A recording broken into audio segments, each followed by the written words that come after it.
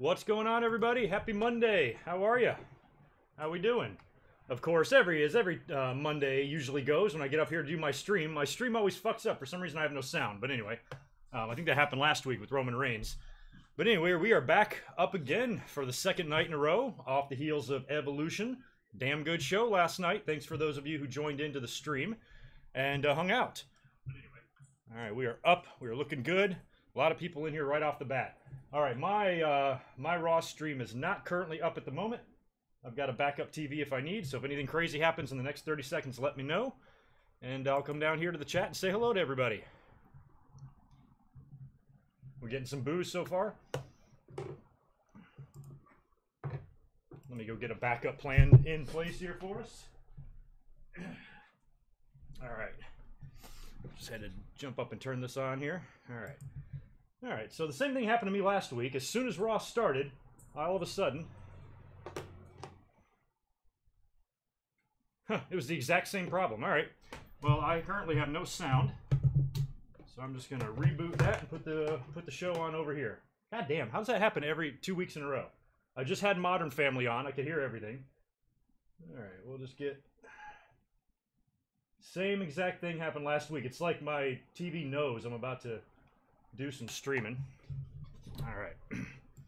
So yeah, we're gonna find out potentially a lot of news tonight, especially if John Cena is legitimately out of Crown Jewel. His replacement should be announced, and I guess we'll find out more tomorrow on the status of Daniel Bryan.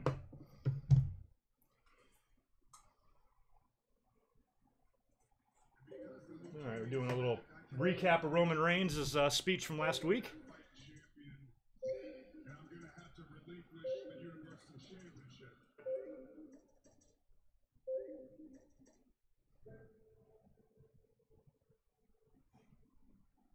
Yeah, give us a like if you're in here. Got a big, pretty decent sized audience already here in the first couple of minutes.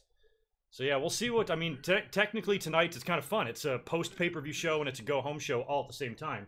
So we could potentially see a lot of stuff. I guess Brock Lesnar's in the house. Shawn, Triple H, Taker, and Kane are all there. So they got a lot of people on the show tonight. All right, now I can finally get some volume. That is so bizarre why that happens 2 weeks in a row. Yep, brand new haircut. Got it done today. Got it done today. All right, thank you, Mr. Singh, for coming in from Sydney. Second time. I'm here every week, so make it a regular thing. Mondays can be fun. All right, this is probably going to start working here now, so I'll get this other TV off and keep the football game on over here. And I'll keep the stream on in front of me. Are you going to turn on or are you going to be a bitch? There we go. So weird. All right, so the recapping Roman Reigns from last week. I was like, now I can't even get the volume to work at all. All right. Cool. I can put everything back in its little rightful place and we're ready to rock. Yeah, I heard the reports of Lashley's shoulder injury, too. If he's injured, two things with Lashley. Number one, if he's injured, or number two, they don't plan to have him win the tournament, keep him out. Throw Finn Balor in there. Because Lashley, being built as this badass, doesn't really need to be losing too many weird matches at this point, in my opinion. So, if they're going to put him in the World Cup, you probably should have him win it. But still, my money's on Miz. I haven't had a sip of beer yet because my stream's been acting funny. Alright, so it looks like we're going to get a big chronicling of last week. They just showed the Roman Reigns footage, the very sad speech that he gave, all the love from all the stars as he came through Gorilla, and I'm sure they're going to segue now into Dean's heel turn.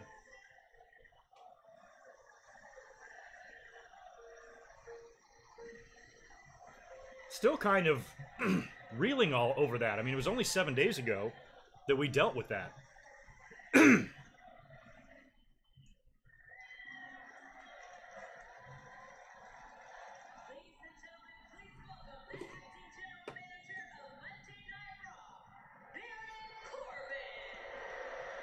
Corbin, that's about as close as you're ever going to get to that title.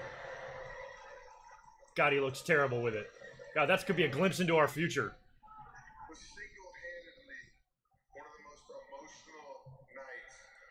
Imagine if you're just tuning, you hadn't watched Raw in 2 weeks, and you just tune in right now and you see this fucking Corbin with that belt. You'd be like, what? Did I fall asleep for a year?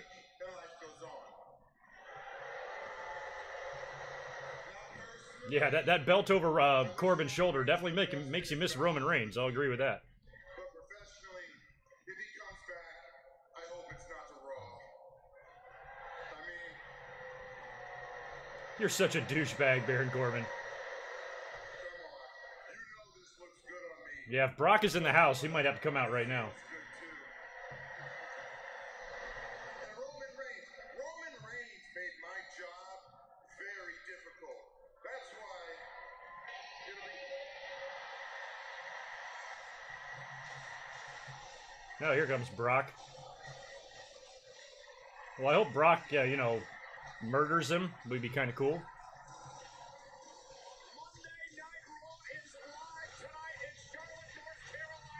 Ashton, I don't even know what you're talking about there. What do you mean go home happy for once? What are you talking about? Last week? I mean, I guess there is a little... I mean, there is some debate, I guess, on that next week. Some people care, some people don't. I'm on the camp that doesn't. I really had no problem with it.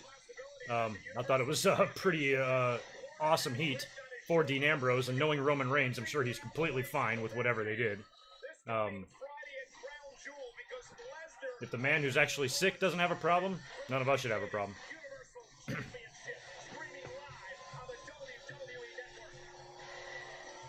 Brock, please kill this motherfucker. I've been waiting on my cheese sticks for about 4 or 5 weeks now. Show him what happens when you don't deliver cheese sticks in a timely manner.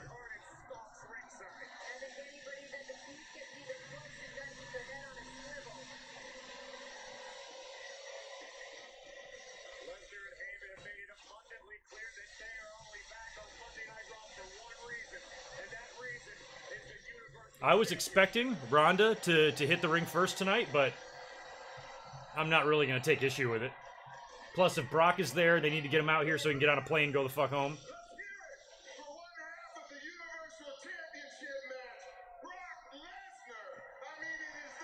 Heard a few rumblings about Drew McIntyre? Yeah, Paul Heyman's like, shut up.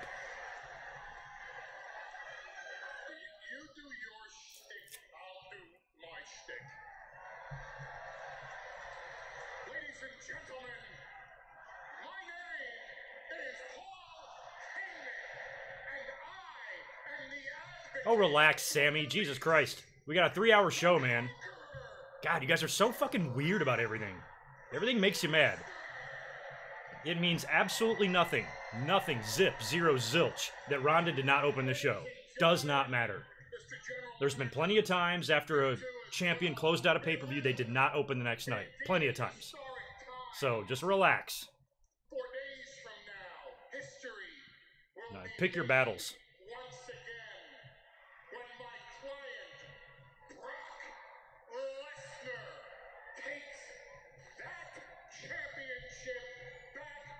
Plus, I don't think the issue with Ronda and Nikki is over yet, so if we open with Ronda, that means we're going to open with Nikki, too. So they'll do their segment at the top of the next hour or the next one after that. Ronda might be in the main event.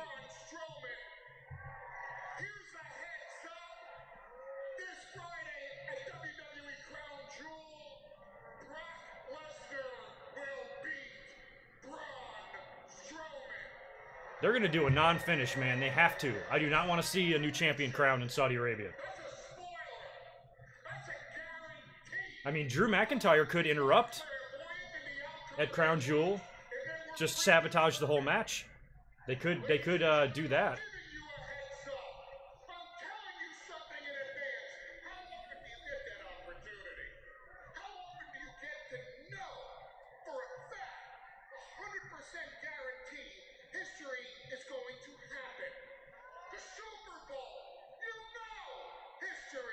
I mean, I think it's possible, too, that Brock might actually take the title and hold it for just a little bit.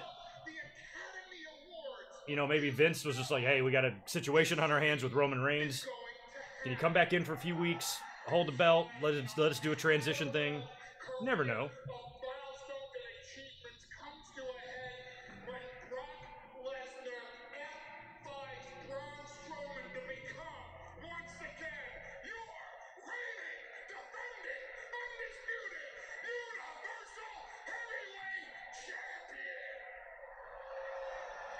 God, I'm trying to think how long it's been now since we've always had like a GM position. On Raw, anyway, it probably dates back to like Piper in like '96 because it was Gorilla Monsoon, but he was only occasionally. And then Piper was on TV a lot when he took over for that brief period there. And then eventually they just eliminated the whole GM or president position and it just became Vince. And then we've had all the other ones, you know, we've had the Authority, we've had the Computer, we've had Foley and Angle and, God, AJ and Jesus, everybody. What's up, Jimmy? Welcome back. Thanks again for everything last night, too. You were awesome. Back to the normal, boring Raw. I don't think tonight's that normal. I said earlier, it's a post-pay-per-view show and a go-home show all wrapped into one. You got Brock, Undertaker, Triple H, Kane, and The Undertaker, or Brock, Shawn, Triple H, Kane, and The Undertaker all in the house. It might not be that bad. But I certainly don't blame you for not having high expectations, that's for sure, given what we've seen lately.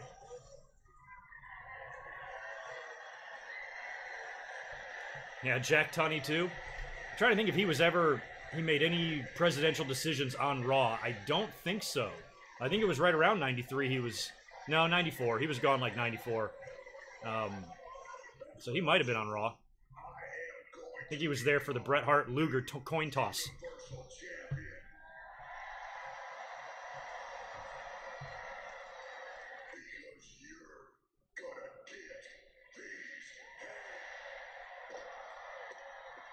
Are we going to see McIntyre?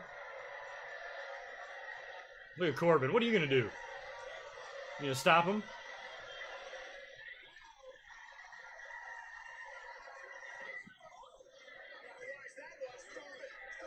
Look at Brock.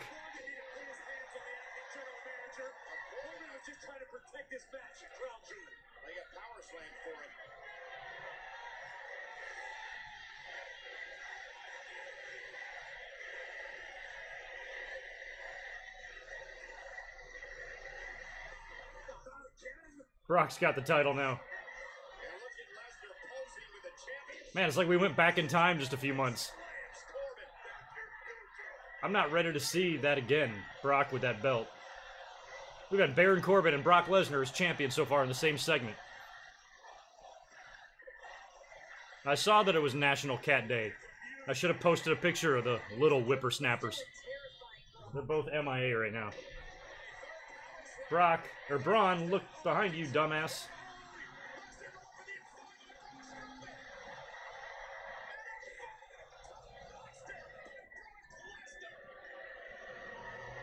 Alright, well, we did see Drew McIntyre, or we haven't seen him yet, which is good, because I don't really think he even needs to be in the match.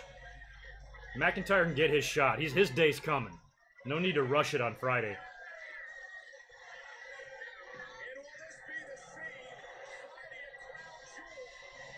Yeah, Jen, who was the person that just asked if I gave my opinion on Evolution? I kind of did. I was up here live streaming the whole show last night, and then I tried something different. I took the entire 4-hour block, and I just cut it up, you know, into just, you know, the important bits and released kind of like a highlight video or a Cliff's Notes version. It's on my channel now. It's like 25 minutes. It just shows me reacting to all the matches without all the bullshit in between. So it might be, people like it. Might get a few views on it. A couple thousand. So if you guys like it done, maybe after pay-per-views I'll start doing that.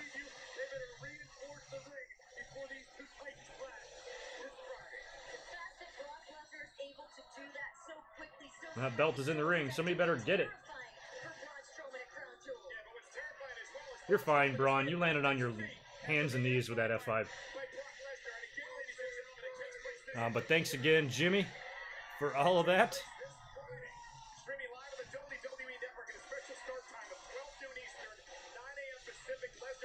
9 a.m. A tiny bit early for me. Can we make it 10, 10:30?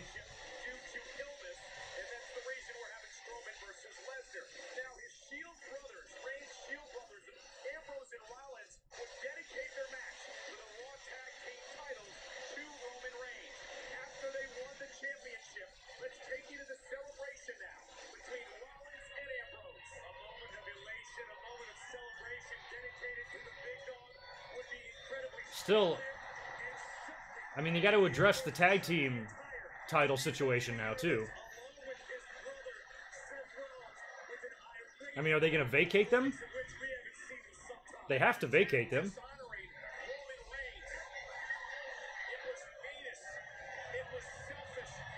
Which, if they do, I guess my money would be on the Revival to take them. They do some sort of tournament or some shit. Yeah, I'm going to put the game on, too. I mean, this is New England versus fucking Buffalo. Which I don't know what kind of game this is going to be. As Bobby Heenan would say, Buffalo's strategy should be, during instructions, give up. Put the game on over here so I can eyeball it. I already lost fantasy, so I have no implications whatsoever. I don't give a shit who wins this. Catherine's in the house.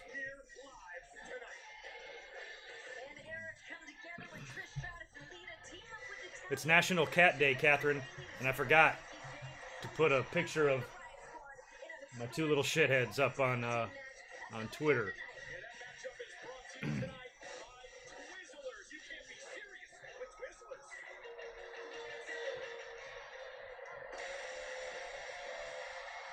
Yeah, I listened to Tupac in the 90s. A little bit.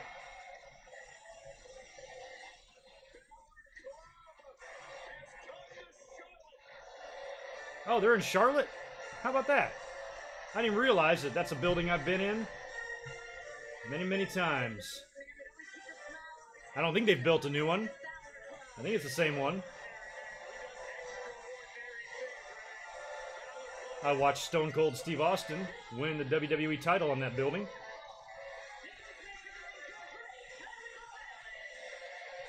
I watched Unforgiven in that building. Corbin, you punk. You putz.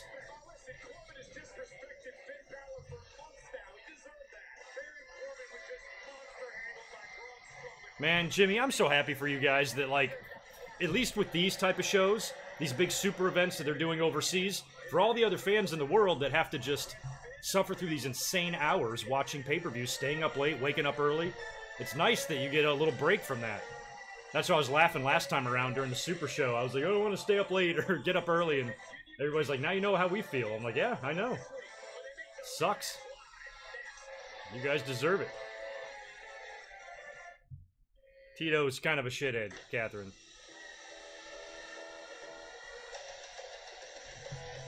He's right underneath the chair. I've got that cat bed in the chair, in the WWE chair, but he's laying underneath it. He won't get in it, so whatever.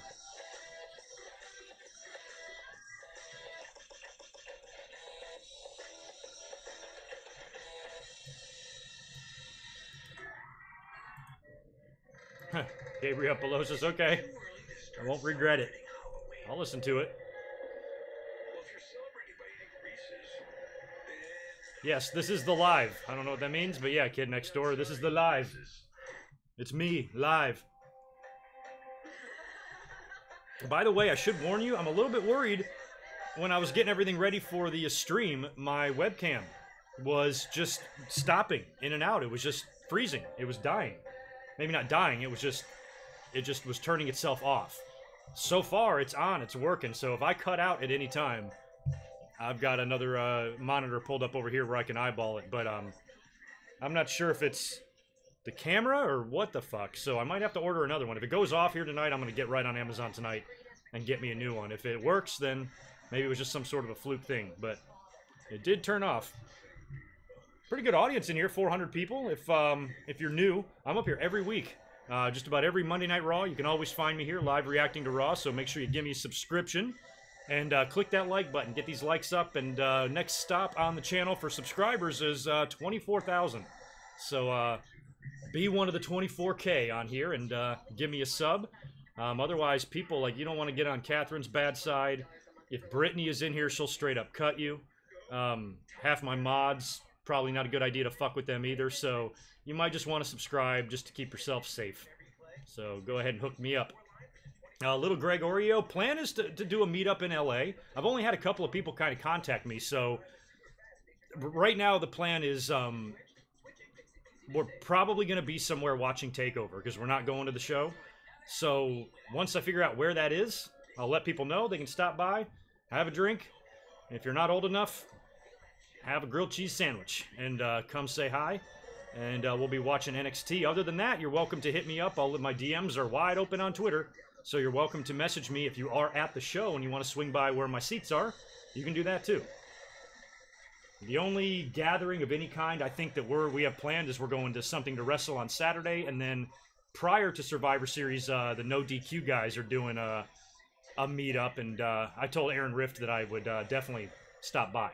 So that's all I know of right now, but hell, when is Survivor Series? 3 weeks? Yeah, shit. It's coming up.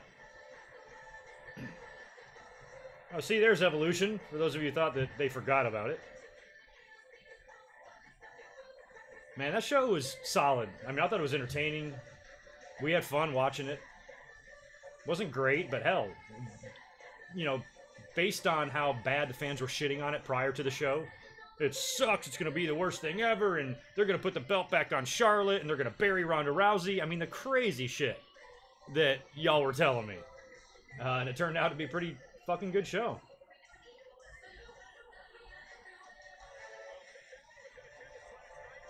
It was cool seeing everybody in the front row, like all the different wrestlers with their moms or dad. R-Truth with Carmella's mom was my favorite the whole night.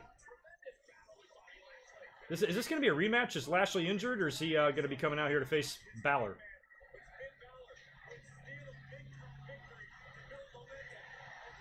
I can't believe Balor beat Lashley.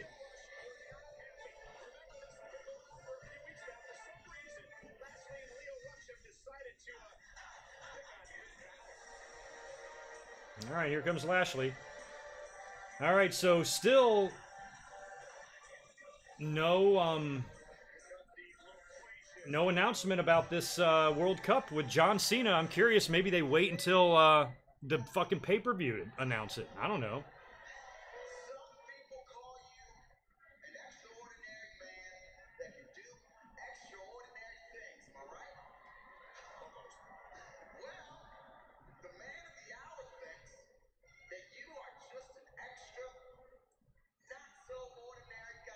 You know who Leo Rush should represent next? Jason Jordan. If Jason Jordan gets healthy, because he's fucking has no charisma either. Put Lashley and Jordan together, that'd be a badass team with this little fucking piece of shit talking for him. I'd be into that.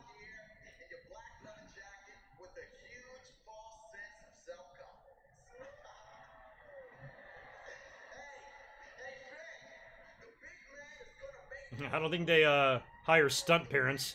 Unless parents are used in a storyline somehow, then maybe there's a stunt parent, but as far as in the crowd, no.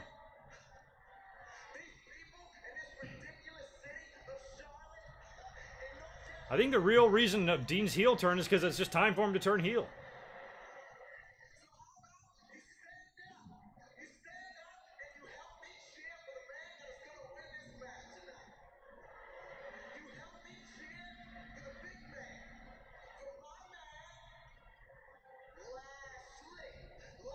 Oh, I didn't know what you were talking about, Catherine. I was like, what the fuck?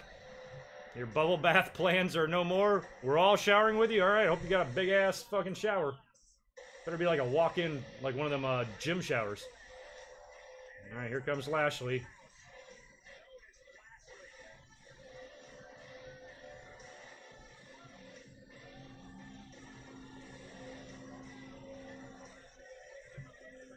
From what I've heard, Jason might be done. I mean, his injury was not good, but I'm thinking if they're just keeping him around, if he's definitely not gone. He's been backstage. We saw him last week, didn't we? During the whole backstage Roman Reigns hugging everybody, I swear I saw Jason Jordan back there. So no, Jason Jordan is not gone. Just because he's on TV doesn't mean he's not there. But he might not be back. That sucks. I'm hoping that he can get back in there. No, I probably won't shave my goatee. I don't like the way I look without it. I look weird. I shaved it once. I hated it.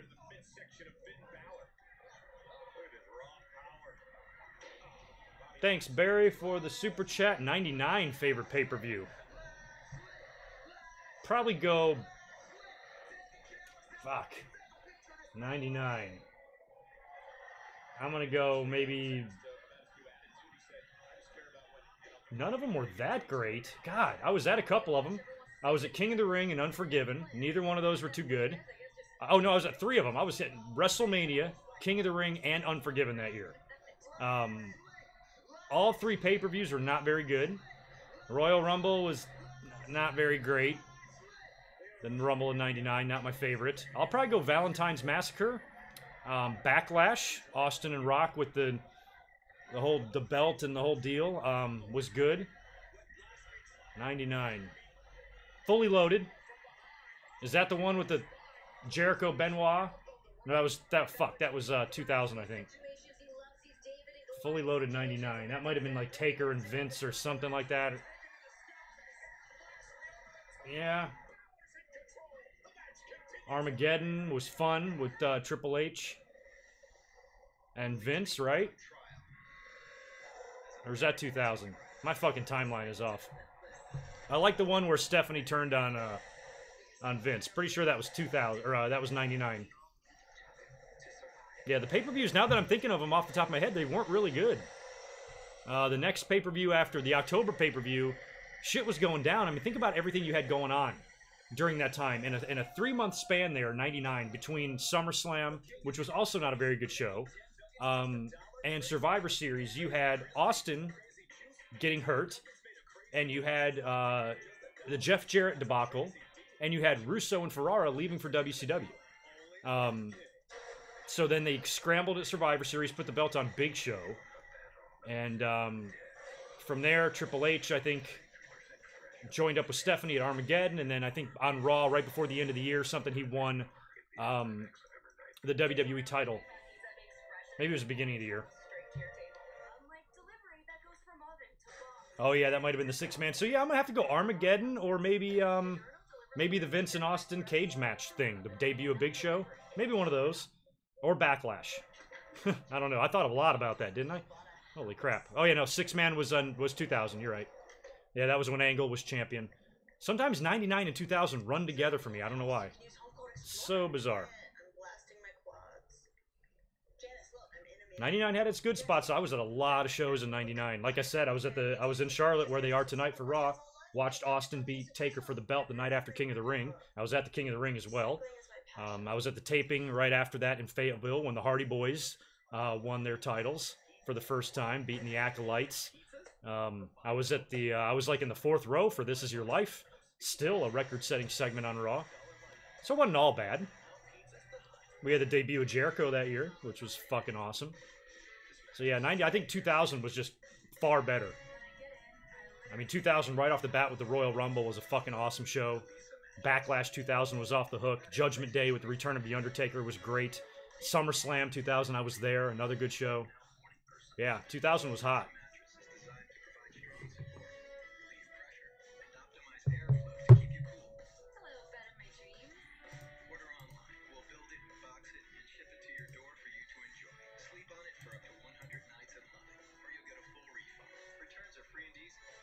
History guy, it might have been you. Somebody actually recommended a review of Royal Rumble 2000 this January on my channel. So I thought it was such a good idea. I already made and set aside a little project folder. I'm going to start getting work on that. So you will see a Royal Rumble 2000 review from me prior to Royal Rumble 2019. I should wait one more year and do a 20-year anniversary, but that was a really good show. So I'll probably knock that out this coming January. Chris Ludecki, thanks, man, for the super chat. You're always super supportive. Better Raw main event, 2-man power trip versus Jericho Benoit, or Hardy versus Taker or ladder match. Hardy versus, oh, that was a good one. That was for the title, right? Hardy and Taker. I'm partial to that Jericho Benoit match. I'm going Jericho and Benoit on that one. I just really liked it. Hardy and Taker was fun though. Tar, you got one in here too. Thanks for that, dude. If Roman ever steps into the ring again, do you think he has enough ring experience to headline a Hall of Fame class? Yeah. He does, for sure. 3-time WWE champion, you're in, for sure. Just think about how long his run was, you know? Eddie Guerrero came into the company in 2000. He was dead in 2005. Roman has technically had a longer run in WWE than Eddie. So just kind of put it in perspective like that. But appreciate the super chat. You're always very generous and awesome and supportive too. You're the man.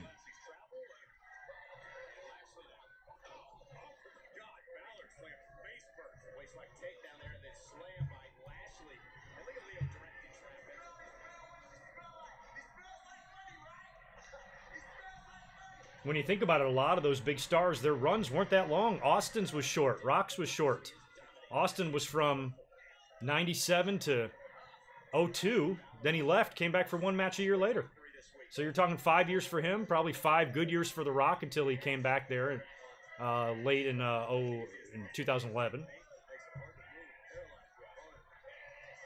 Guys like Triple H and Jericho, those guys have had long runs where some of the bigger stars were quite quick.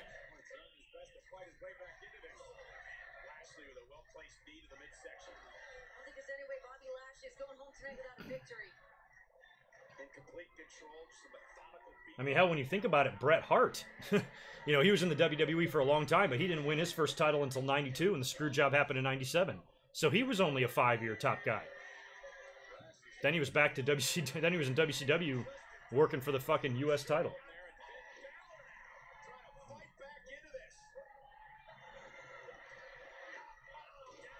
These matches are what is so annoying about Raw. We knew we were going to see this one again with the way the finish went last week. Lashley will probably get the victory here.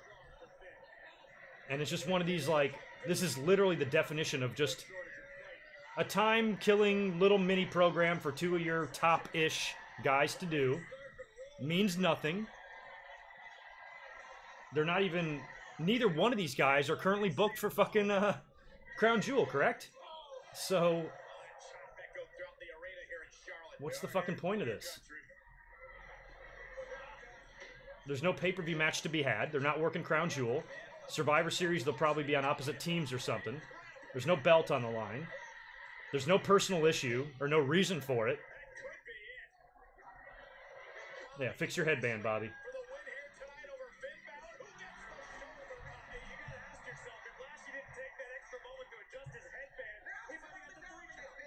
Thank you for that, Taylor Moyes. You're awesome. Best YouTube channel. Thank you from Airdrie in Scotland. That's awesome. Thanks for tuning in from Scotland. I love seeing people from all over the world. That's so cool.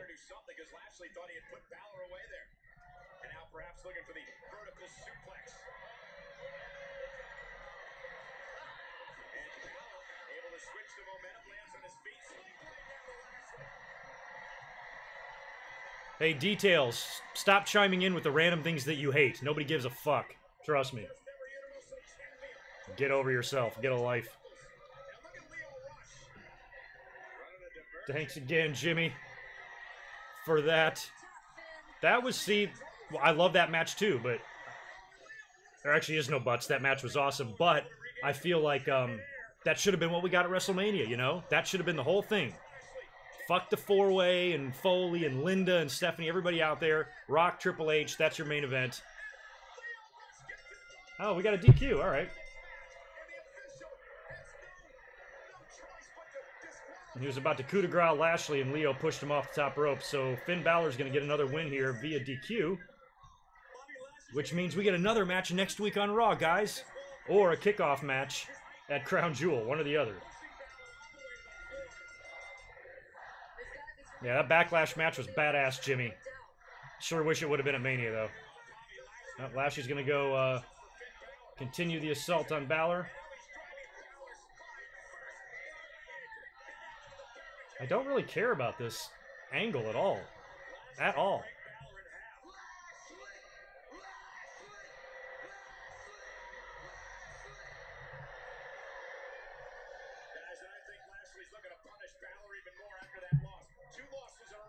Now he's just going to beat him up some more. Come on, Kevin Owens, come out there and help him out.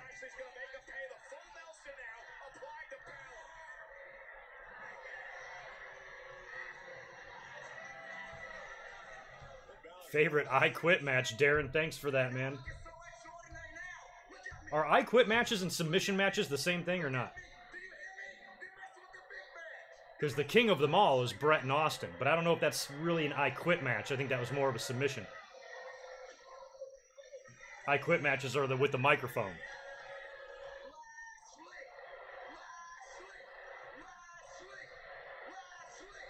Rock and Mankind's the only one that's coming off the top of my head at the moment.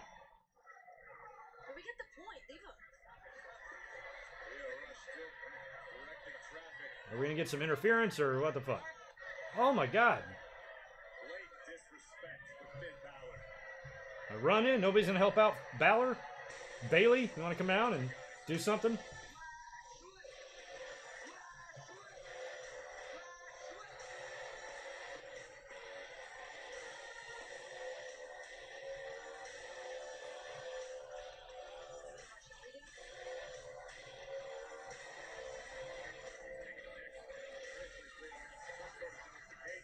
Bring out Kevin Hart to face off with Rush.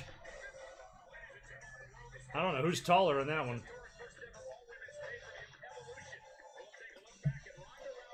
That Charlotte Becky match is getting rave reviews, man. Might be one of the greatest women's matches to ever happen.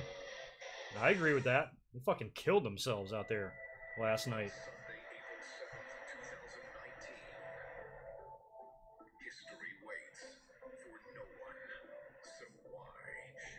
Darren, no, I'm not. I mean, the Pats are on, but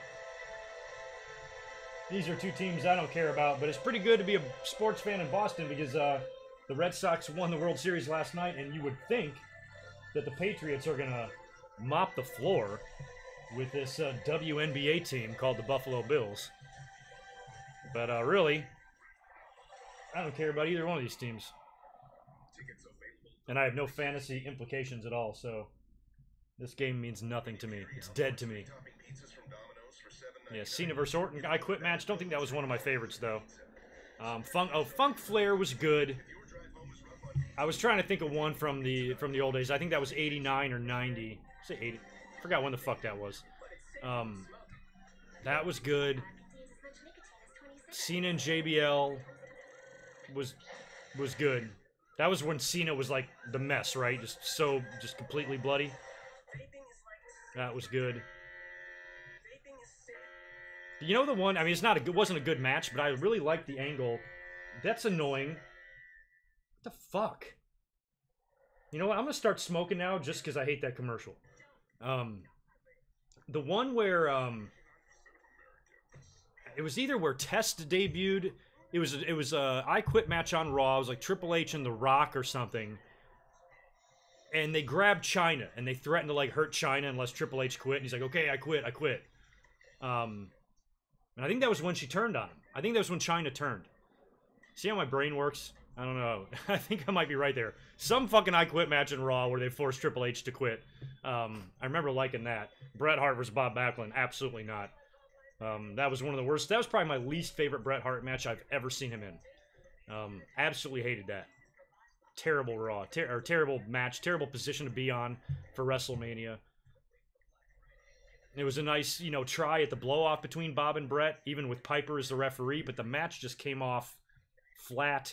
Bob didn't even say I quit. I just think Bret should have just beat the piss out of him. They should have had some blood. Should have been like an old school match, like dirty fight. Bret finally getting revenge on the guy that took the title, stole his title.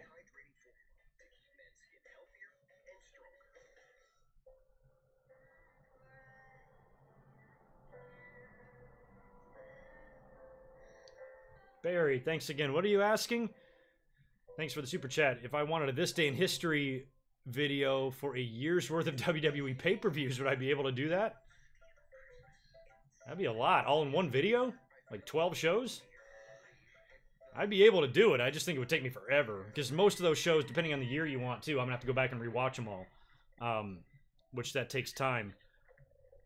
Definitely could do it. I just worry how long it would take me. That might take me many weeks to do in between of all the other shit I'm doing. So yeah, possibly. It's possible. Oh yeah, the Hardys had an I Quit match too. That's right.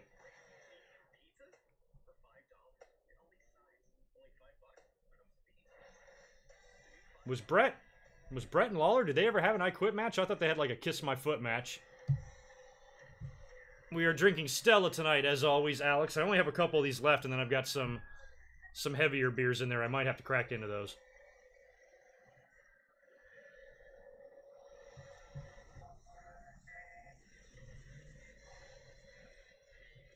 Yeah, I agree, St. Francis, because I remember what that Brett Backlund match on TV. That was when Brett Backlund came back as a babyface.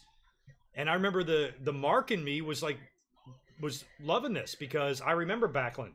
You know, Backlund was champ prior to Hogan, and seeing him, one of the best technical wrestlers of the past, going against Bret Hart, I was excited to see the match. And then they turned Backlund, and then the story at Survivor Series with Owen and Hell and Hart was well done, even though they took the belt off of Bret. All right, Lashley and Leo Rush are in there talking to Corbin. Look, I wanted to personally tell you, what you just did to Finn Balor, that was impressive. He's disrespectful, and he's been a pain in my butt for months now, so it was good to see him finally get his. They're gonna make a match? You know, don't talk about last week. You know, last week was a fluke. Finn's good, but Finn is nowhere close to my level. No, he's not. You're one of the best in the world, and now I'm gonna give you a chance to prove it. Because of your performance tonight, you've officially qualified for WWE World Cup Tournament at Crown Jewel. All right, Lashley's in. I'm talking about right there. All right, so that's confirmation on Cena. I thought that tournament was already full. Who am I replacing? Someone who didn't qualify. You're going to replace John Cena. Oh, because Cena didn't qualify. Hey, they kind of lucked out with that. I think John Cena not qualifying is kind of an accident, because they're just putting him in the tournament, but they're like, well, if he's not going, I don't understand Baron Corbin's logic with that's their out. Renee Young, for once, I agree with Waiter Corbin. He might suck at bringing cheese sticks to my table, but he's got a point. We're going to see how this plays out Friday at Crown Jewel, streaming live at the WWE. Cena's like, fuck it, I'm not going. I'm already living in one fucked up country. I'm not going to another one.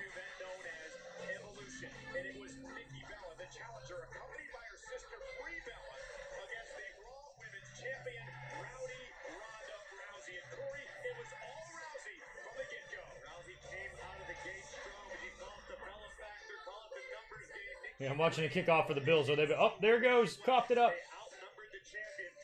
Good job, Bills. That's a very Bills thing to do.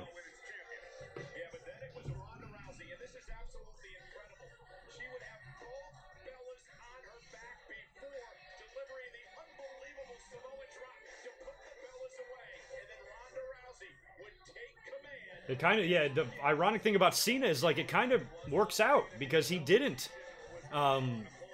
qualify. Just because he's been in China and he's not been on TV, so they didn't really have a situation where they can put him in a match.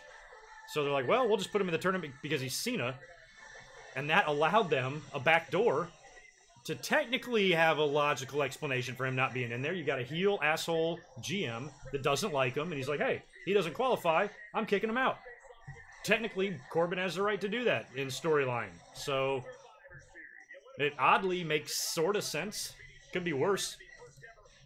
Because like with Cena not being on TV, they can't even run an injury angle. With Daniel Bryan, if he doesn't go, they can do something tomorrow night, get him, injure him or something like that. But Cena, they just had to explain away that he's not going to be on the show. That would have been interesting to hear what they would have come up with. Hey, look at these two. WrestleMania tease, perhaps? Congratulations, Joe. Look at Caruso going back and forth. Performance champ. I'll be seeing you soon. Yeah, I will be seeing you soon, champ. That takes place in 3 weeks at Survivor Series. Lita, what are you doing out here?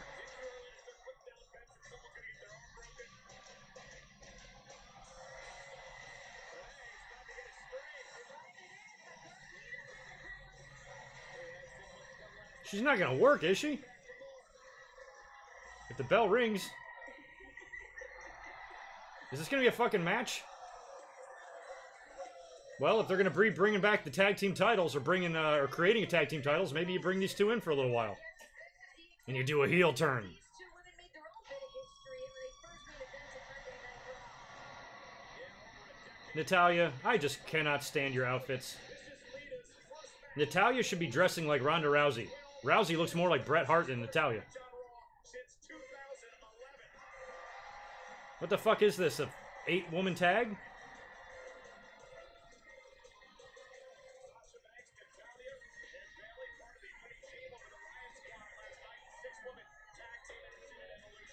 What is going on? Is this a Survivor Series team?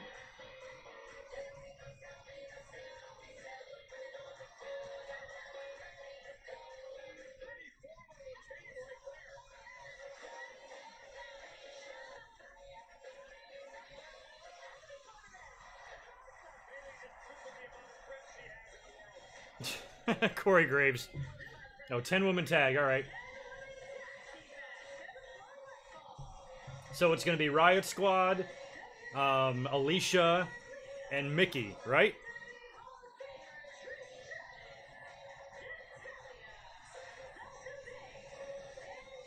When was the last time Trish wrestled back-to-back matches? 10 years. At least. I think Trish and Lita might be back for a little while. I don't think back indefinitely, but they might chill out until Mania. Why not?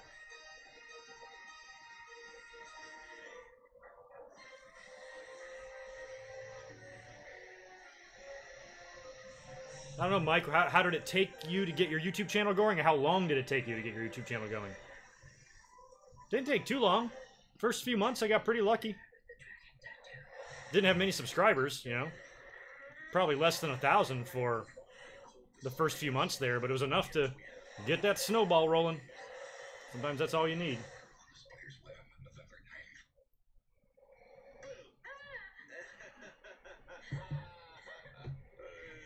I'm sorry for what I did to your face. All good. Have a break. Breaks are good. Have one. He was the only guy to either win a championship or successfully defend his championship in his first 4 WrestleManias. Oh, God, I don't know.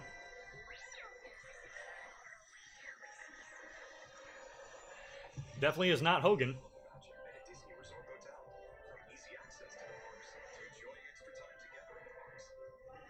Probably Roman. Probably not Roman either, actually.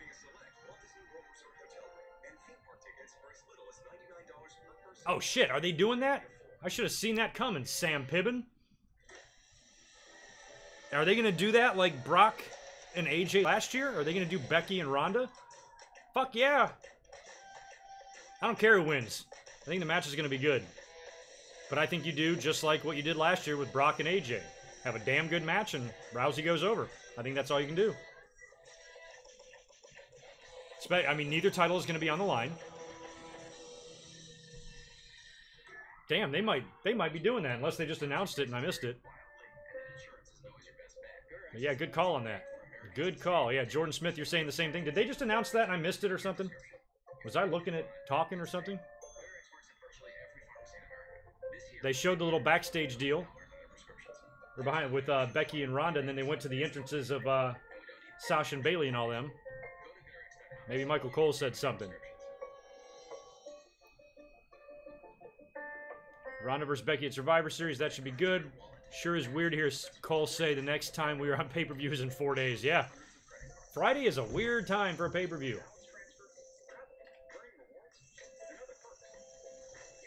I mean, I just don't think they really even are concerned about viewership. Why not make it on a Saturday morning or something? But Friday morning's kind of weird. I must have missed the announcement. Well, that's good. Makes a lot of sense. I'm glad they're doing it. Because they can't do a champion versus champion match the other way. I hate Chris Lee. I've never seen a more slappable face in my life, other than Baron Corbin.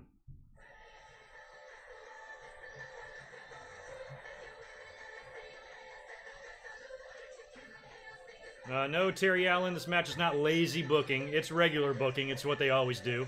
I think the term lazy booking's been thrown around on the internet lately a lot, and it's been catching on. And everybody's saying the same thing. We see this shit every week on Raw. This is nothing different. This isn't any lazier than it's always been. But if they're setting up something for Survivor Series here, you can only do that with involving 10 women, right? So, at least this might serve a purpose. Might not be that lazy.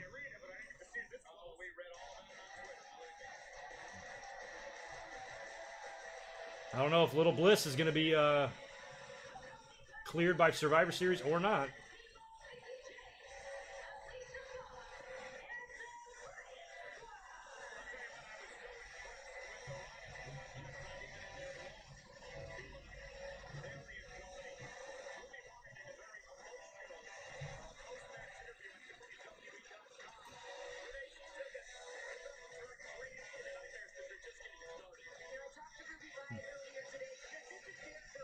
Yeah, the glorified house shows, I mean, I think they kind of did feel more important at first. Remember, like, the first ones we saw on the network? They did that show from Japan.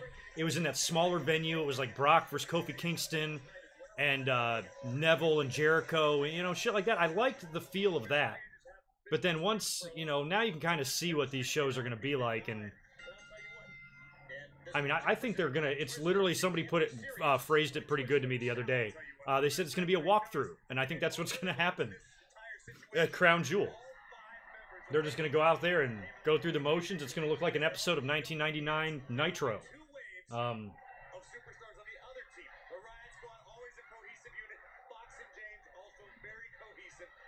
I really hope they find a way to do a non-finish in Brock and Strowman, and you just do the title at Survivor Series. But I am loving that that Ronda and Becky match. Good, now the fans can get a head start and get an all uppity about who should win the match and all that. Can't wait to hear all that nonsense. Women champion taking on Sarah Logan to start this match. Actually, what Sasha Banks said, Corey, is she's very humble, and she is just so happy to have been involved in Evolution, have a smart part in all of this. You know, the one thing that humble Some of this is not looking good. talk about how humble they are. Thank you very much. Gosh, no, she also said to all the little girls who'll be inspired by this, this is for you. I've been to millions of WWE house shows, Kyle. Backing away from the Back in the day, millions of them. Liv Morgan. Sasha Banks was inspired by Michael Myers. Other backstage staff around here. You're lucky it's close to Halloween Graves. You know what? I'm really happy. I'm glad they don't have the whole entire set, the Raw set, decked out in pumpkins and fucking ghosts and goblins and shit. But you know we're going to have one Halloween-themed something or other, right? Maybe tomorrow on SmackDown we'll get more Halloween shit. What year was it that Gallows or Anderson had the fucking pumpkin on their head?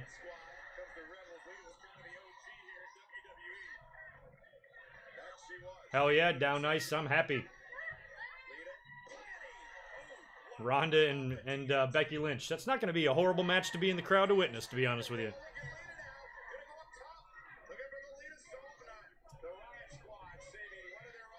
Well-oiled machine.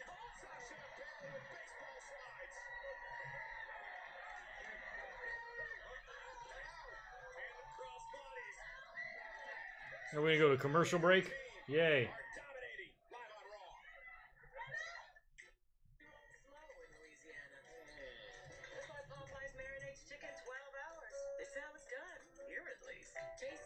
I would love it if they brought back Halloween Havoc. Halloween Havoc was like my favorite WCW pay-per-view. Because it just had this feel to it, you know. I just remember the promos, and I even bought some of the VHS tapes just because my childhood, I remember seeing them in the video store and stuff. Or not childhood, but when I was younger. Felt like a child. Halloween Havoc. I did, Mom. Wanna try it? It intensely moisturizes your hair and scalp and keeps you flake-free. Manolo, look at my soft hair. I should be in the shot now, too. Try head and shoulders. Yeah, Becky, you know, I guess they're going to do the same type of thing with that they did with AJ and Brock last year. Just do a champion versus champion match, non-title.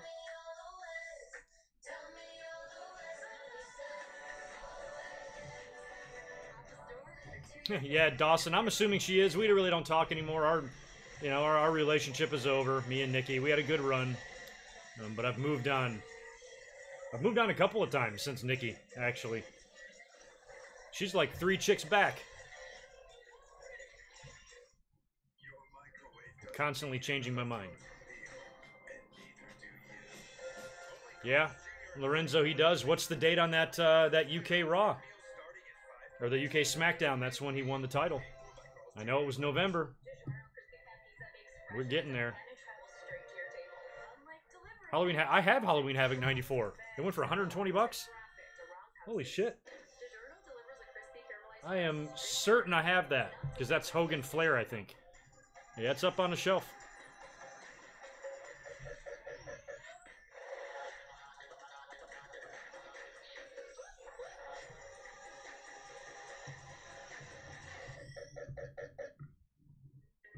Like leather, skin is stronger when it's hydrated, but 9 out of 10 men don't get the hydration their skin needs. That's why Dove Men Plus Care Body Wash has a unique hydrating formula to keep men's skin healthier and stronger. I really don't like these commercial breaks in the middle of matches we already don't give a shit about. You know what I'm saying? Not the best. It's our audience. All right, we're getting some subscribers in here tonight. 400 people in here. Please smash that like button. And make sure you sub to this channel if you want to hang out with me every Monday night during Raw. Especially if Raw sucks. Sometimes we can just hang out and chill and makes the show go by faster. So if you want to make that a regular thing, make sure you hit me up with a sub and join us every Monday. Oh yeah, Hogan Flair was Bash. No, I thought they did a rematch. Hogan Flair was Bash when Hogan got there, but then they did like a retirement match or something with Flair.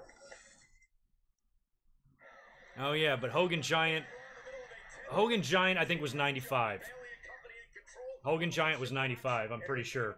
Because I don't think Giant was there in 94. Hogan just got there. Hogan got there in the summer of 94. I don't think we didn't see Giant until he was done with Flair and then Vader. He had a few opponents first until Giant showed up. Remember Giant showed up at the beach when he was fighting Vader in the cage and threw Andre the Giant shirt at him? That was 95. See, I'm pretty sure Halloween Havoc 94 was Rick's retirement match or some shit like that.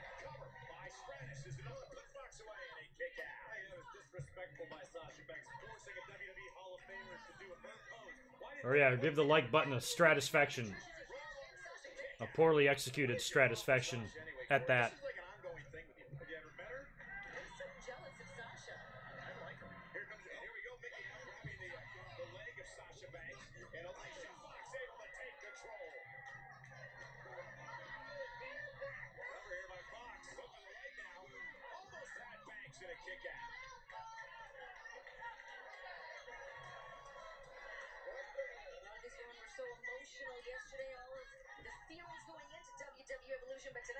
How many times did Rick retire? 48 and counting. No, Flair, I think, actually technically only retired twice.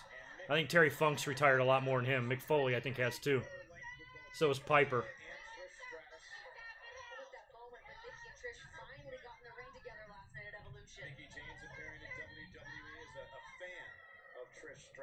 Don Clark, that does not sound weird at all. It sounds like a simple statement of a fact. That's all.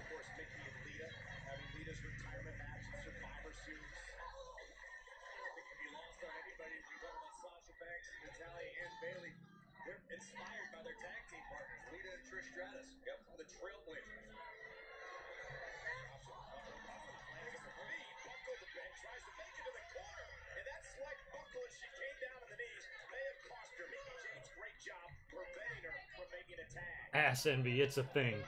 I know, I guess if I was a woman, I don't know what kind of ass I'd want. I'd be fine with a Mickey ass. I'd be cool with it.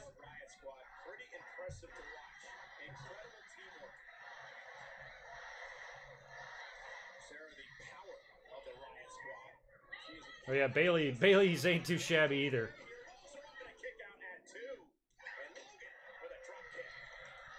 Or as Bailey calls it, her fanny. Bailey probably tells her boyfriend that. Do you like my fanny? Slap my fanny.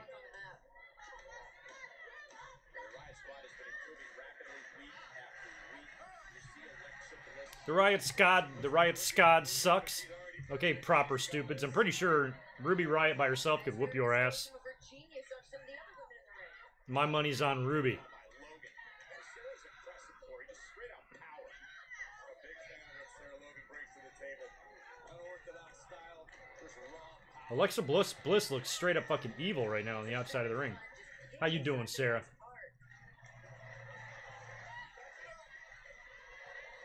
Sasha trying to create some space to try to make it to her partners again. Logan Oh yeah, I think I knew that about the UK. back into the corner for the power difference tag. And here comes the leader of the Riot Squad, Ruby Riot, who I believe is going to be a women's champion sooner rather than later here in WWE. And this. Yeah, those are the things we have to think about during a boring Monday Night Raw. Riot was with a What kind of ass would I prefer if I was a woman? keep her emotions in check. Nice deep front face lock applied. Can I pick someone from the past? Because I might have to go AJ Lee. She was on the list too.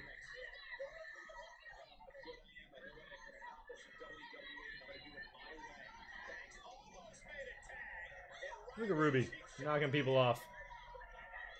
Gotta be the key to success. Put on your blinders and stay focused. I wouldn't mind seeing like present day Ruby Riot versus like 2000 Lita. Probably be pretty good.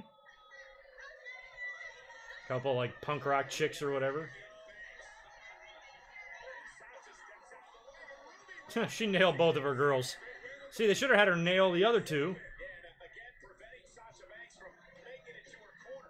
Then removed by Alicia Fox. Roll through, Banks kicks out. Fox does not want Who was worse, Enzo or Cass? Man, I hated both those guys. They both suck to me. I'm glad they're gone. wrecking crew right now. And Banks makes the tag to Natalia. And Natalia knocks down Foxy. Here goes Fox. Fox had a little botch last night. She was super late on a 3-count interruption. Caused the referee to botch, I think.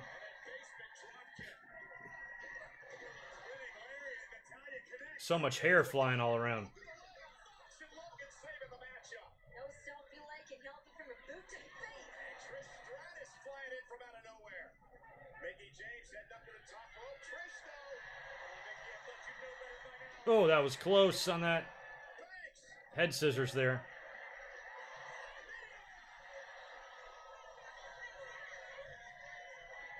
Oh, premature celebration because there's the Riot Squad. And Bailey and It's a premature something, Cole. look at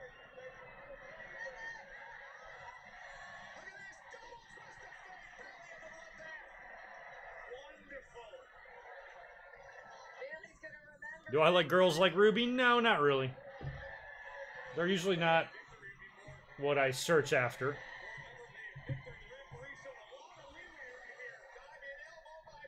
I can get into the tattoos and stuff sometimes, as long as they're not too out of control. Like, I can handle Lita.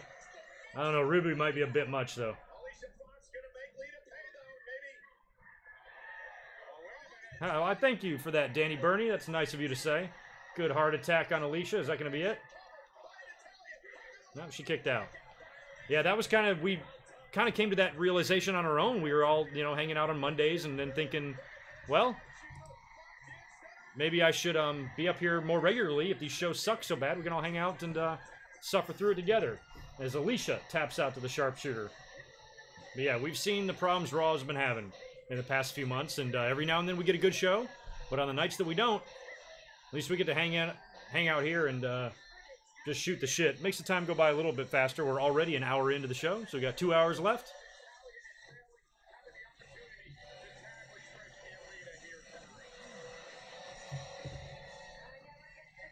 It's only a 6-0 game in the second quarter on the Monday Night Football. What did all those signs say? We want tag champion. So, all right, so that's confirmed. WWE wouldn't pass that shit out.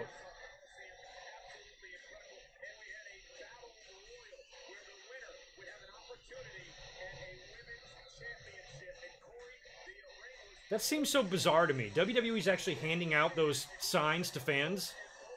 Here's what we want you to say you want. That seems so fucked up to me on a weird level. I don't know why. If they handed me that thing, I'd be like, fuck this thing. I'll tweet that I want tag team titles. I'm not holding up your stupid sign that you gave me and then pretend the fans are screaming for it. You're the ones that told them to... Oh my god.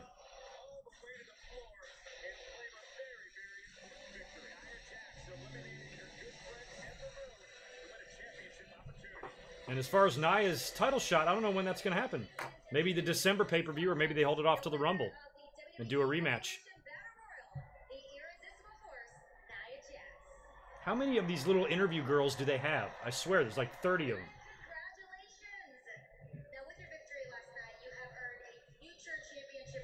Yeah, the Cesaro section signs were kind of the same way. This is even worse. There's a statement on these signs saying that the fans want something, but WWE's giving it to them. Here's what you want. You know, like, so stupid. Like, how about I make my own fucking decisions, WWE?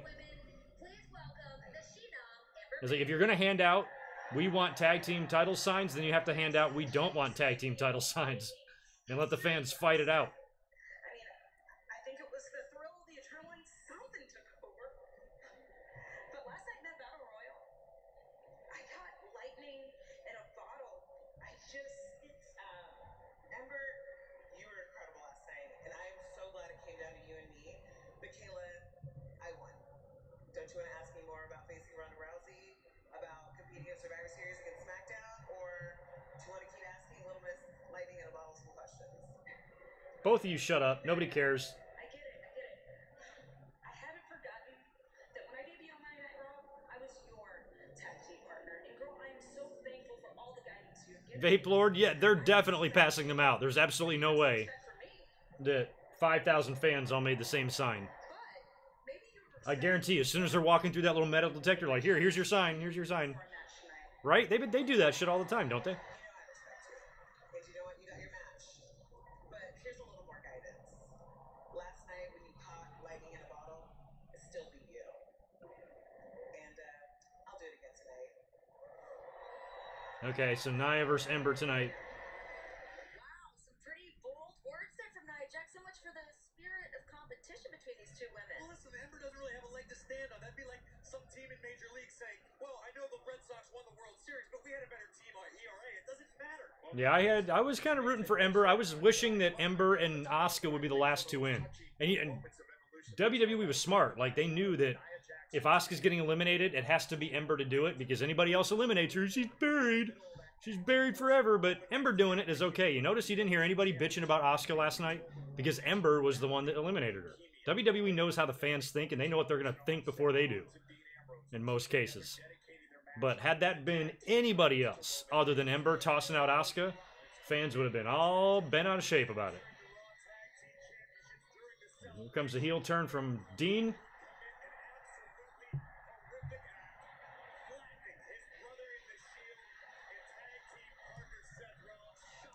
So when are they going to address this tonight? Is Seth going to do a promo? Or are they going to have a match? What's the main event? I don't even know what the fucking main event is. We still got to see Rousey coming out there tonight at some point.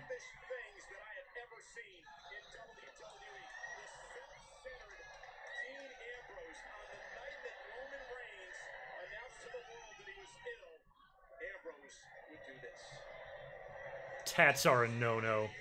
You are stupid, Details. Who says they're a no-no? You? Well, I say they're a yes. Fight me.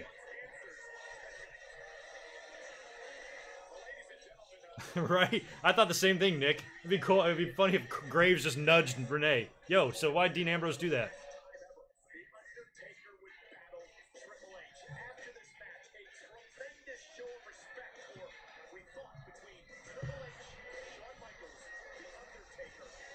Nakamura versus Rollins at Survivor Series. That would be fun as hell. But I say no. I think you're not going to get that. I think Rollins has got shit to do with Dean, and I don't know what the hell Nakamura's doing. But hell, that match would be good.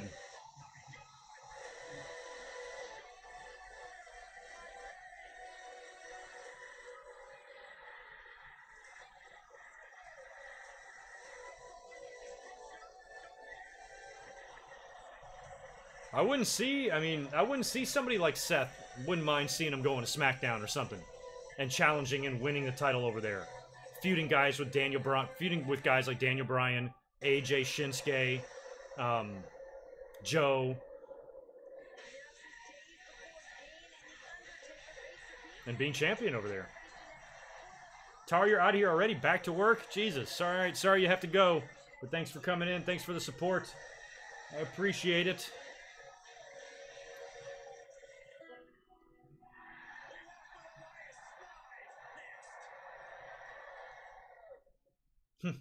Elias wasn't even out there. This is a perfect time to ask her to be the new speed teammate. You still haven't found my luggage. Are you kidding me? Alexis, Start with B. or Alexa, Maybe we should try to cheer her up first. you lost your luggage. Why are you in your ring gear? Hi, Alexa. We in the B team. You traveling that shit? And always having a good time. Hey, what's going on, Chris? How you doing? There's nobody in here needing buried. They're all cool in here.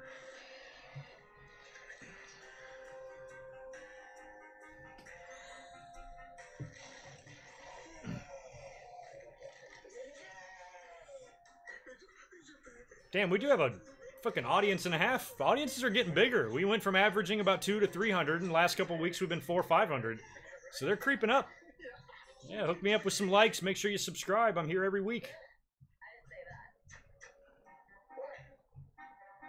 Yeah, we just hang out, we chat, spend a lot of time making fun of Michael Cole. I drink some beers, answer questions. It's a fun little hangout every week. Glad to be here with you guys. My podcast this week is going to be pretty short because Crown Jewel is so fucking controversial, and a lot of people are not watching the show and then taking the time to explain to everybody why they're not watching the show. You know, like, if I'm not watching the show, I'm not going to make a YouTube video talking about that I'm not watching the show. That seems like just a fucking huge waste of time. But at the same time, I know that the show is probably going to suck. I think it's going to be... even with a guaranteed title shot, I think there's a really good chance we don't see a title change. So, I am just going to kind of vaguely be interested. I'll have a quick little predictions video, like 10 fucking minutes. I'll just blow right through the matches. And then I'll watch the show on Friday morning. And I'll do a quick review on it later on in the day. And that's going to pretty much be it. So I'll try to get up a little tiny predictions video maybe Wednesday morning, right after SmackDown tomorrow night when I get home from work. I'll watch the show, put some notes together, give you guys a quick predictions video. And then on Friday, probably around this time in the afternoon or evening, is when I'll get my Crown Jewel review up to YouTube. 6:15 for me here. So yeah, probably around 6 o'clock in the afternoon on Friday. I'll get some sort of a video up talking about this fucking show that they're doing.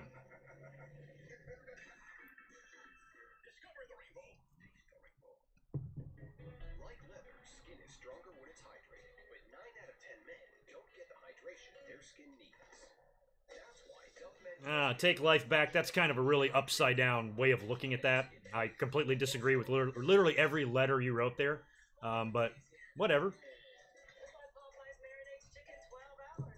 HBK is a sellout, man. I don't know. Like, there's so many people in WWE.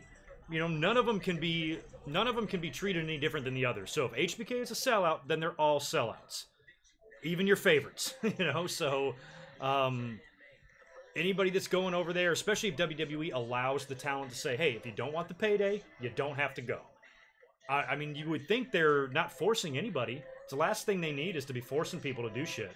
So if some guys are not going, they might be leaving it open to the talent. So if everybody else is going, you know, they're all sellouts. But, you know, HBK, you know, when you factor in the other things about him, you know, and his religion and stuff like that, I don't know. That's a whole nother side of it. But I don't really have a problem with Sean coming back. I think he came back under the assumption that Saudi Arabia wasn't going to be an issue, you know, kind of thing. Coming back for a big payday with the blessing of The Undertaker and everybody else. Unfortunately, it just got messy in the last few weeks, and now it's delicate and it's weird. But as far as people being a sellout, I think anybody that's agreeing to go over there is a sellout. They're all equal, you know. Shawn Michaels and fucking Rey Mysterio, both sellouts, you know. You know what I didn't? I did enjoy the story about Mysterio. Apparently he went on the Jericho cruise, which I think is going on right now. And the story I read is that WWE didn't want him to go or told him not to go. And he's like, fuck you, I'm going anyway. And he's like taking selfies and shit. So if that story is even close to true, I love it. I love that Mysterio is at the point in his career. I don't care. You're not going to tell me, WWE, what I can't fucking do. I'd go on that cruise too. And I'd be taking pictures, tweeting WWE, hey, look, I'm on that cruise that you told me not to go on. Oh, you want to fire me? Okay, that's fine. I got enough money. Like, I like seeing people stand up, like Daniel Bryan and John Cena. And I say, no, fuck you, I'm not going over there. Rey Mysterio says, what, excuse me, I can't go on a cruise with my friends? You can suck my dick. I'm going anyway. So anybody that takes any sort of a stand against the company like that, I'm going to admire.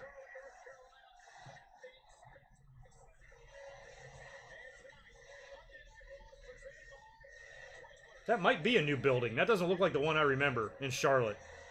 I think the Spectrum Center might be somewhat new. It's been many years since I've been there.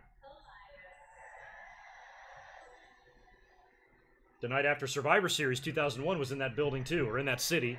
And I was there for Ric Flair's return to WWE. Jerry Lawler's return the same night. What's going on, Elias? Shut your mouths, everybody. Shut them for Catherine. Cool. Elias can play me a little tune as I go to the fridge and grab a cold one.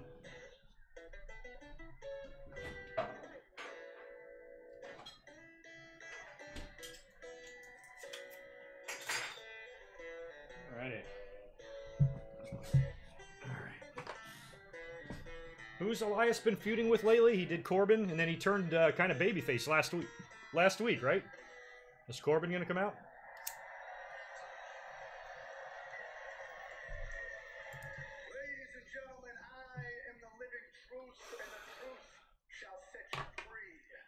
I think I just heard Renee Young muddle under her breath. She goes, magic. I love it. Everything this company will be hoisted on my shoulders. And it all hinges on a universal truth, one that everybody here knows. And that is that WWE stands for. Oh, shut up, devil. If you lose respect for Daniel, then you lose respect for everybody. Who's your favorite wrestler? You're going to have to lose respect for them, too. Because that's a stupid fucking comment. That's why you're stupid. I came into Charlotte early because Ric Flair has been wanting to hang out with Elias. Ha! Ric Flair. That's right. So he invites me over earlier and he says, Elias, you are my favorite. And I said, Rick, I know I'm everybody's favorite, but what are we doing here, okay? He says, Sorry, Joey, I kept Nikki kind of small on this one. Normally she's a little bit bigger for you to feast your eyes on, but I had to feature Rhonda as the bigger pick. Yeah, Colin. War Memorial Stadium was exactly directly next to Greensboro, or the Coliseum. They were almost connected, and like that was the small one they used to run WCW shows back in the day, or NWA shows. Was at the Memorial.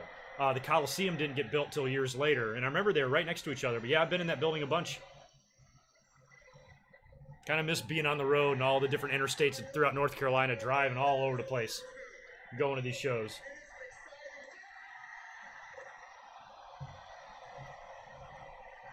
Man, this has been great. I got to see Baron Corbin get his ass kicked by Strowman, and now they're showing a replay of him getting smashed by a guitar. I always appreciate any time Baron Corbin gets his ass kicked. I'm happy. Jason, I'm stoked for that match too. I think we all are. That's going to be a fucking match, man. It's going to be a match. as much as it pains me to break one of my beautiful fenders, that felt good.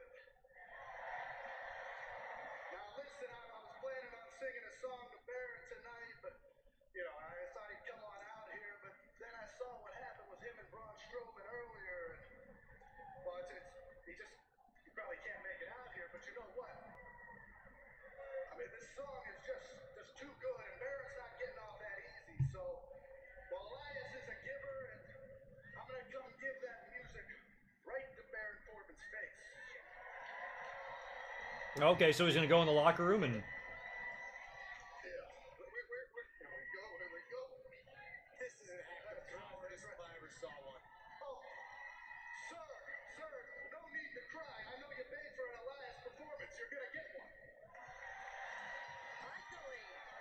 So he's gonna walk to the back and find Corbin to play him a song? That's sweet. That Elias, he's such a nice fella. He takes super offense to Baron Corbin, who's already been attacked tonight, was attacked with a guitar last week. Calm down, Corey. He's going to find Baron Corbin. He just listen to him. A personal concert or something? I don't know. Who knows? A personal concert. Corbin, or Elias, you are, what's his fucking name? Graves, you are way too upset about this.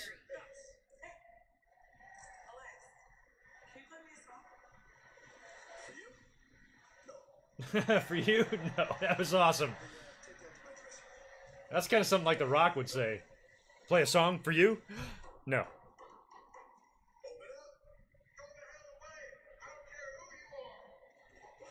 Go the hell. Corbin's in there mad.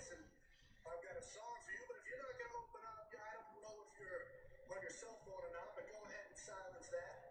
Hold your applause until after I'm finished, and most importantly, Baron, keep your mouth shut.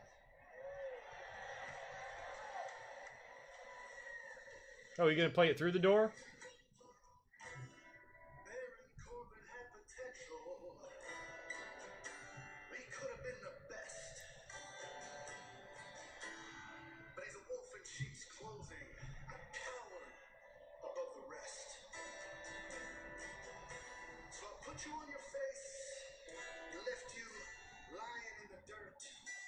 Is Corbin gonna come out or what? I showed the world that you're just a taller, stupider version of Kurt. He's like, no, I'm not. I'm not taller than Kurt. Listen up. Smashed you with my guitar. Now your career's in the ditch. You used to be the lone wolf, but now you're just Stephanie's little piece. I like he goes back in and closes the door. Like, yeah.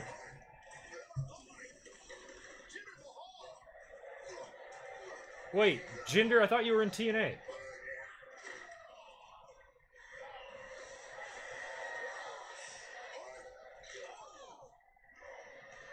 Well, Jinder, you're gonna be in trouble. Jinder Mahal just ambushing Elias.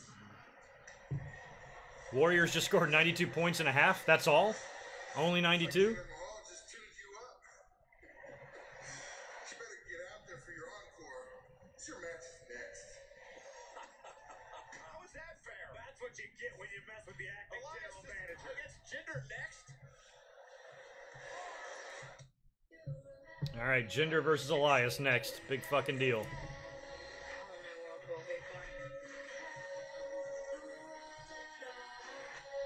Got some people to fuck up. All this Elias disrespect, my God. I don't know how you handle it, Catherine.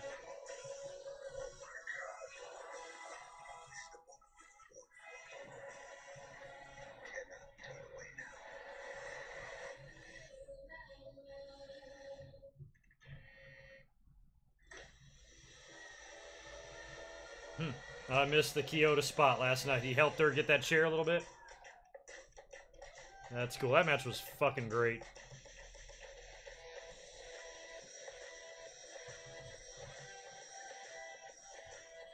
Elias will never receive a Grammy. He might not. Poor Elias. I mean, this is just another one of these weird-ass little mini-feuds he's going to be in. He keeps jumping from one to the other. Everybody he's worked with on TV, like Lashley and all these random guys, it's just to last a little bit at a time and then moves on. WWE has no interest in putting a belt on him. They don't feel like he needs it. He just goes out there and sings a song every week, has the fans eating out of the palm of his hand, and they don't feel like championship programs are something he needs, I guess. Because otherwise, I feel like he's got the charisma and look to definitely be a champion.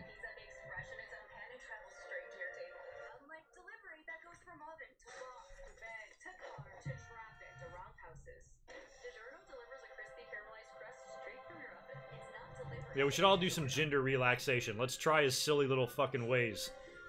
And his things that he does. See if it helps us. I don't think anything can help the wrestling community. They're about as angry as I've ever seen. No amount of therapy, shock treatment, prison time will probably ever straighten these little turds out.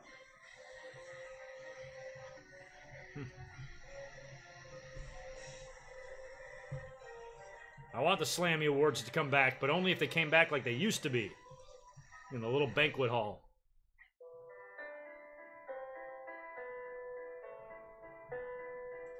Yeah, I think Elias, despite the fact that WWE doesn't feel like he's a character that needs a belt, and I kind of agree, because Elias has just been doing the same thing he's been doing, and being just as over, babyface or heel.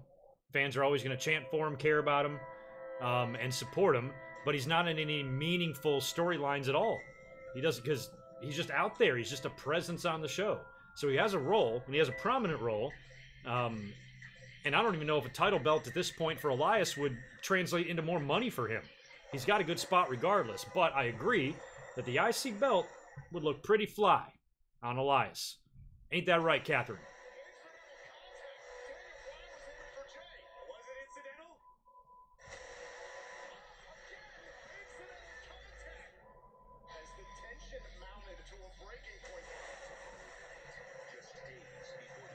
I'm trying to remember Unrattled. I'm trying to remember my demeanor at shows. I sometimes talk to fans if I was there. I remember I would talk to a lot of people like waiting in line, getting into the building. You'd sometimes strike up a conversation. I remember almost getting in a fight one time. There was this dickhead behind or in front of me, and I'm just saying so. I'm not saying anything assholish, but he didn't like something I said. But luckily, I wasn't too worried because the guy I had with me could murder a person with his bare hands. He's like a fucking Navy SEAL. I'm like, go ahead, motherfucker, start some shit. You'll be face down in this fucking concrete in minutes here. And I'm not even have to fucking lift a finger. So, luckily I had somebody with me that did not make me too nervous to get into some sort of a brawl. But, it was kind of one of those things where, like, I was talking to my friend. I was saying something to him, and I think it was a wrestling opinion. Don't even remember what it was about. And he didn't like it. He's like, what? And I'm like, who the fuck are you? Like, get the fuck out of my face. He's like, oh yeah, motherfucker. And he started doing one of those things. I kind of look over at my friend, and he's like, just stop. I don't want to have to kill anybody today. And I'm like, okay. I'm like, all right, dude, just turn around, keep watching. And it was all squashed. By the time the end of the show, I remember we even left together, and we were filing out of the building, like, next to each other. We never fought. But that was about as close as I came. But other than that, I didn't engage too much with fans either, I don't think. Finish the trio out as Jinder continues to dominate Elias. Anyway, as I was saying, Jinder certainly appreciates the thankless job that acting general manager Baron Corbin has. I'm not sure how I feel about Jinder's long hair. His little funky little ponytail.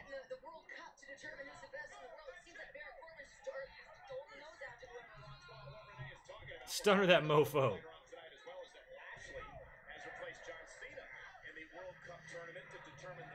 Me neither. I've known a couple of guys in the Navy, and they are fucking insane. Like, they're good people to be friends with, and they have a certain just demeanor. They're just different. You know, they have a mentality that I can't even describe. Just human killers. They're unbelievable.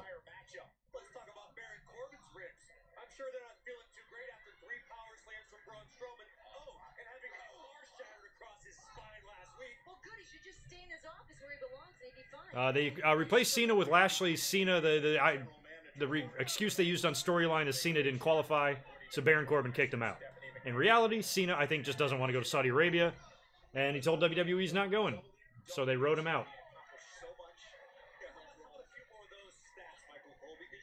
Joey G, I was an A to C student. I was not that great of a student, but I definitely wasn't a failing, flunking student. Didn't get many D's or F's. I might have gotten a D occasionally. In classes I didn't give a shit about, but most of the time I was about 2 A's, 3 B's, 2 C's, kind of like that, somewhere in there. So I hated school though.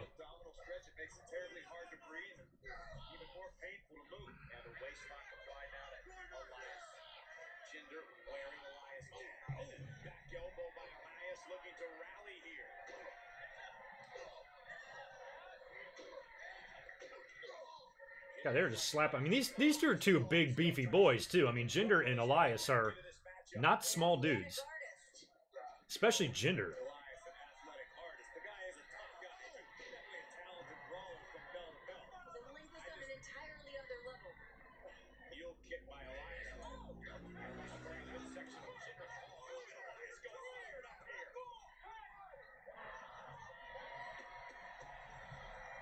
Navy guys are hot. Yeah, my friend, he was like, I don't know, 6'4", 6'5". Not who you'd want banging down your door with a fucking gun to your head. Baron should be happy at his soul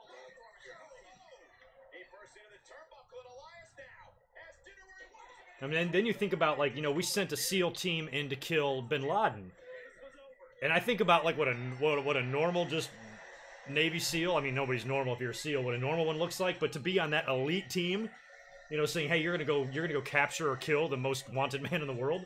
Imagine how fucking badass you have to be selected for that job. Especially knowing what I know from my friends. I'm like, god damn. Fucking robots, man. Machines. Here I am drinking beer and watching wrestling on the internet. Charlotte, North Carolina.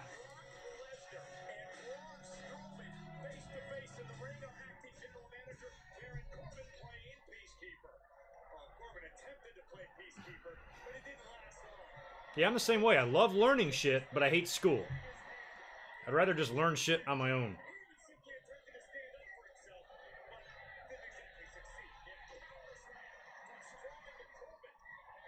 Jamie Shaw, I believe you. Because every now and then, my sister is a teacher, and she teaches around the same grade. And sometimes if we're hanging out, especially on holidays and stuff, I help her grade papers. And I'm amazed with the simplicity of some of these questions and how dumb some of the kids are. So yeah, I think I was a much smarter 5th grader than the average 5th grader today. Absolutely. I've seen that firsthand, as have you. Okay, Catherine. I'll send him your way. He is crazy. It was so great. His name's Jason. And we used to be roommates when we were younger, and it was the craziest thing. I remember when he got into the Navy, I couldn't believe it. He was in there for, I don't know, maybe 4 or 5 years, and then one day, I'm living in North Carolina, and I get a knock on my door. And it's this guy that's from the Navy, and he's like, hey, I want to ask you a few questions about your friend Jason, and can I come in? And I'm like, yeah. I thought he was a cop. And he sits down and he just starts asking me basic questions about him, like character analysis type of stuff. You know, how was he? Would you describe him as a loyal, trustworthy individual? And I'm like, my God, he's straight as a grizzly's dick. There's nobody better that you would ever want in the fucking Navy. So basically he was just trying to get references and trying to get opinions from people if he can be trusted and all of this shit. So I'm like, huh, this person must be going around to everybody that Jason put on his contact list, his references. I'm just assuming he gave my name to somebody. So months go by, I wind up, he comes into town, we're hanging out, and I tell him, I'm like, oh yeah, by the way, a few months ago, a guy knocked on my door and asked me a whole bunch of questions about you. I hate that commercial. It's like the new Subway one. Remember that Subway beep beep? The smoking one pisses me off. So I'm telling him about this guy that showed up at my house, and he goes, I've never put your name down. I've never mentioned you, I've never written you down as a reference, never given anyone your name, your contact info, nothing. Which means they found me on their own. They looked into his past. They somehow saw that we were roommates together sometime in the 90s. They tracked me down, found my address, and knocked on my door. Fucking crazy. And I'm like, that is fucking scary. So, yeah. They're always watching. They can find you in fucking 5 seconds. So he goes, yeah. He goes, I've never used your name for anything. He goes, my parents' names are down, and that's it. And like next of kin. Pretty fucking crazy. I should have asked for ID or credentials from the guy. Maybe he wasn't even from I don't know who the fuck he was. But still a crazy story. I tell everybody that story. I'm like, man. Because once you start, I think once you get into a certain level, you know, in the armed forces, Army or Navy, especially intelligence stuff or SEAL stuff, they really make sure that you can be 1,000,000,000% trusted. So, yeah. Next time something like that happens, I'm like, can I see your fucking credentials? Man.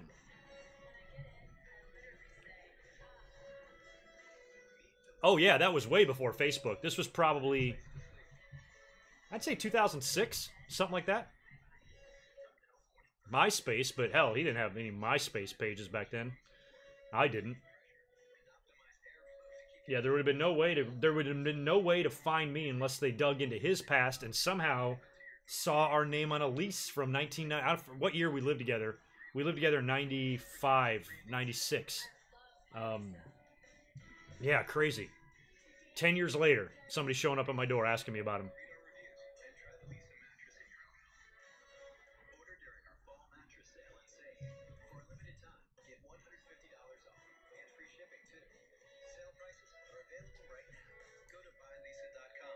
Yeah, but he's a badass, man. If I'm ever with Jason anywhere, I'm not I ain't scared of nothing.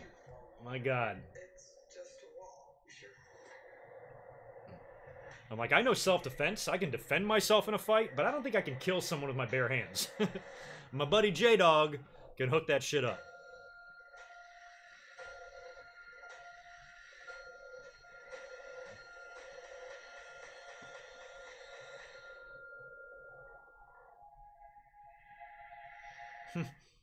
Yeah, I didn't think anything of it, though. I'm like, yeah, come right on in. He was a pretty unassuming. He was like a little short little guy, a little tie on and everything. He wasn't even like an intimidating dude.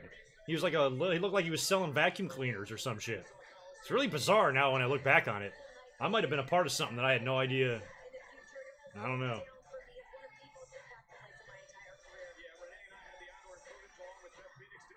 A lot of touting of the Evolution success. I think it was an overall success. Shitty build. Talent came through, though. Title matches were all good. Becky and Charlotte murdered each other. Trish and Lita held their own.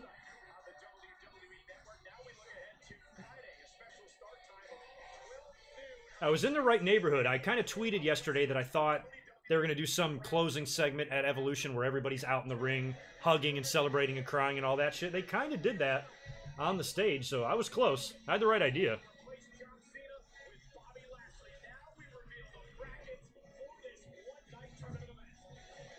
I don't own a gun. Nope. Not a gun. Not a fan of guns. If I ever buy another home or something, that might have to be something that I have to consider. But being on a third floor, you know, top level condo, I don't even lock my door, like when I leave the house and shit. I'm up here all by myself. Nobody's breaking in. And if they are, I'll fucking kick their ass. I'm like, I know my house better than they do, so I'll be able to see them coming and hear them coming. Yeah, I'm the kind of guy that if I'm laying in bed and I hear a noise, I'm not scared. I get right out of bed immediately, even if I'm completely naked, and walk right into the room that I heard the noise to investigate. Like, I'm literally fearless with that. Like, any thought of anybody being in my house, I'm like, I'm gonna fuck you up. You know, so I'm like, oh, there's a noise? Let me get up and find it. You know? This asshole better hope I don't catch him.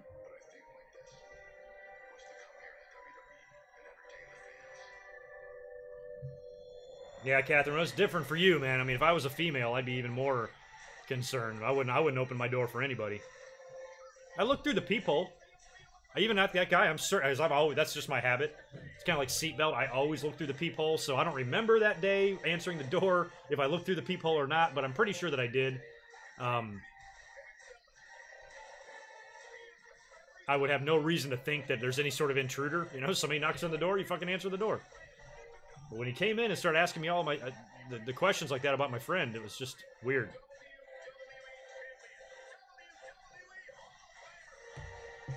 I would be chasing him naked. I'd fucking beat him with my cock. I'd use it as a baseball bat. Just fucking bludgeon him to death. That's how you do it. Are they doing the brackets? I haven't seen the brackets. Let me see how they look. See if my Miz prediction is gonna look good bracket-wise.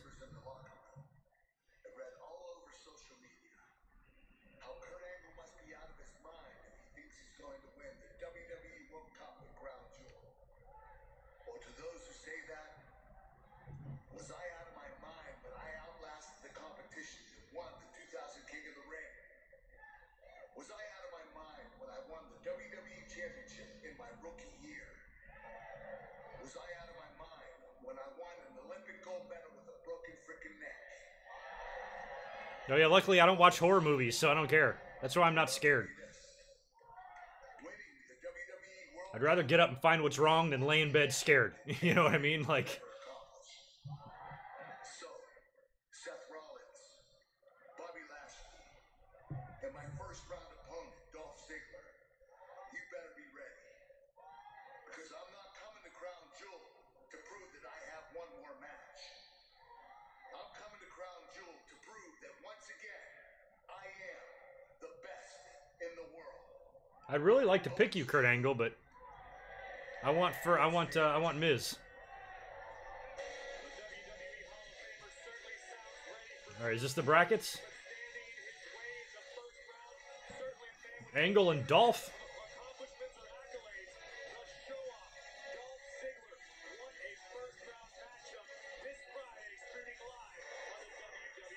Well, I haven't seen the fucking brackets, unless they showed them on the screen and I didn't see it.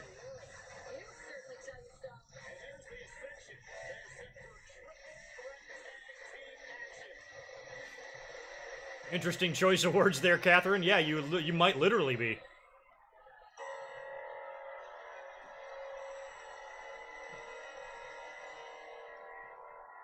I don't tolerate motherfuckers in my house. I'll take them down. I'll disarm them. All naked.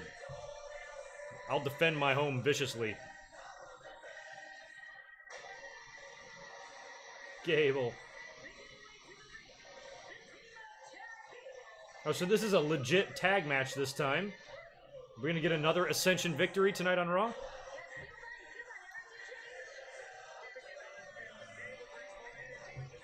No, I'm not against guns. I just don't like guns. Like, I don't want one. I don't have any interest. Like, I don't like hunting. I have no interest in shooting one or firing one. You might need one for self-defense and all that. There's a difference between, like, I'm not a gun hater, I'm just not a gun lover. You know what I mean? And that's the problem with the gun debate. Is, like, you can't just be, like, indifferent like me about guns. Some people, like, cling to their guns and take their guns on dates to Dunkin' Donuts. That's crazy. You know? They're so proud of their gun, they show it to everybody. You know, me, I'm, like, not even close to like that. I don't give a fuck about guns. But I certainly believe in your right to have one. Sure. But, like, AR-15s and shit like that, and that Second Amendment, that was written when muskets were the most powerful guns we had. So I think things need to be changed up. But as far as, like, people not being allowed to own a gun, fuck no, of course you're allowed to own a gun. I don't think anybody needs an arsenal, but owning a gun or two, sure. It's your right. But people take it so seriously. Oh, liberals want to take your guns. No, I promise you, we don't. It's the last thing any liberal wants to do is to take away all the guns. Not one politician has ever said that. But that's what the other side thinks. Because I'll tell you what, if there was some Democrat, some liberal campaigning saying, I vow to take everybody's gun away, I would not vote for that person. You know?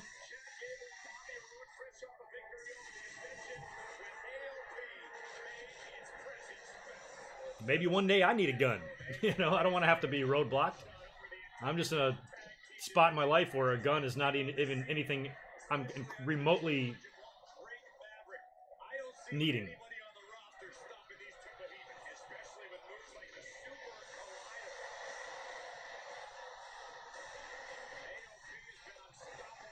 Seems like they're gearing up.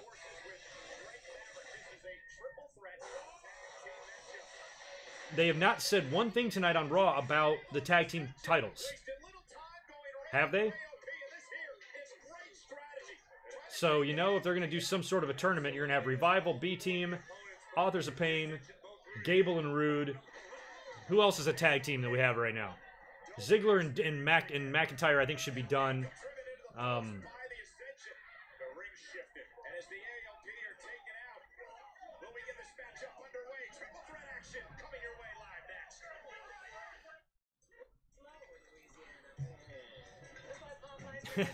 God, naked and afraid? Yeah, you're 16th floor. You're safe up there.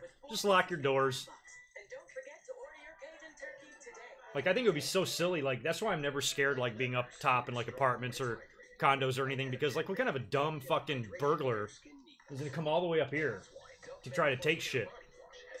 You're not going to get away. You're going to be walking down fucking 3 flights of stairs on my TV. I don't think so.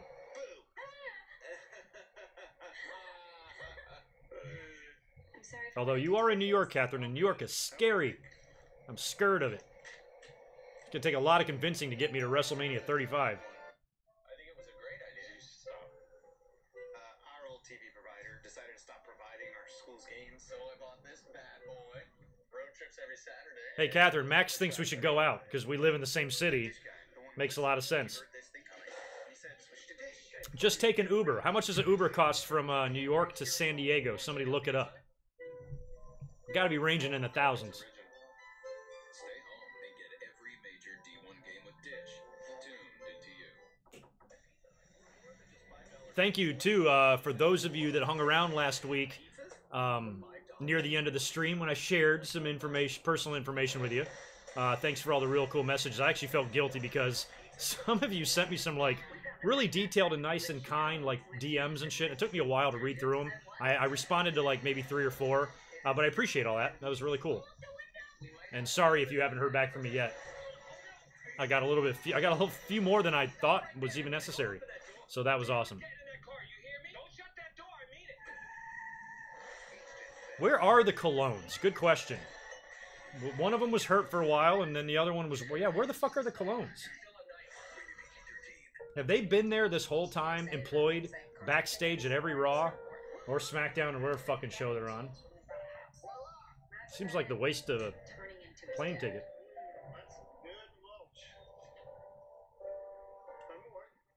But it was pretty nifty when Jen showed me how easy it was to protect our home and auto with Progressive. If those fire scratch right here. Progressive can't protect you from becoming your parents. Took quite a bit of work because this was Be tough to move back to the East Coast, but I can't lie. I'd consider it if YouTube took off. If I get 5 times bigger and I get over 100,000 subscribers and I start making some serious, because the money's already pretty good here, but if I start making some like really decent money, it's practical. You know, you can buy a house. You can buy a 4-bedroom house on the East Coast for the same price as a 1-bedroom a condo here. And yeah, if I'm ever working from home, yeah, I would consider moving back. But all my family's here. It'd be tough to leave them. $2,700 for an Uber. All right, guys. Somebody super chat us $2,700. Catherine will take an Uber right over here. She can probably get here before Raw's over. This is a triple threat match. And guys, this is so important because of what had happened between Dean Ambrose and Seth Rollins last week after they won the Raw Tag Team titles and Ambrose turned on Seth Rollins. Now we don't know what's going to happen to the Raw Tag Team titles. Are Ambrose and Rollins still the champions? This match could go a long way to determining who... How many tag teams are on Raw? I'm like, are they going to do the thing? Because I don't even know if you can do a tournament. So are they going to do like 2 triple threats and then the winners of the 2 triple threats face each other, become champs, something like that? You know who I'd give the tag team titles to? I'd give it to the fucking Ascension, man. Authors of Pain versus Ascension and NXT would have been good had we ever got that.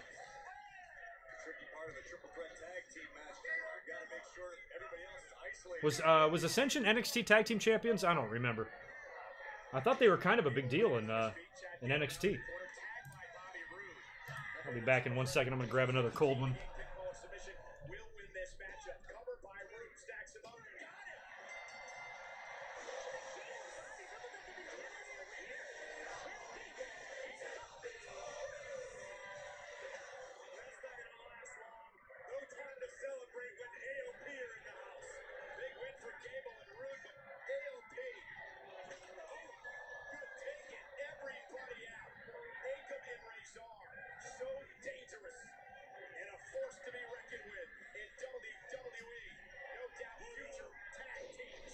I heard a bell, but I don't know what happened.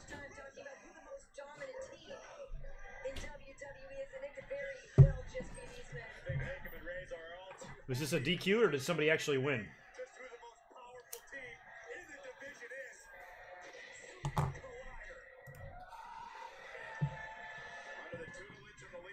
I like Drake's little green jacket.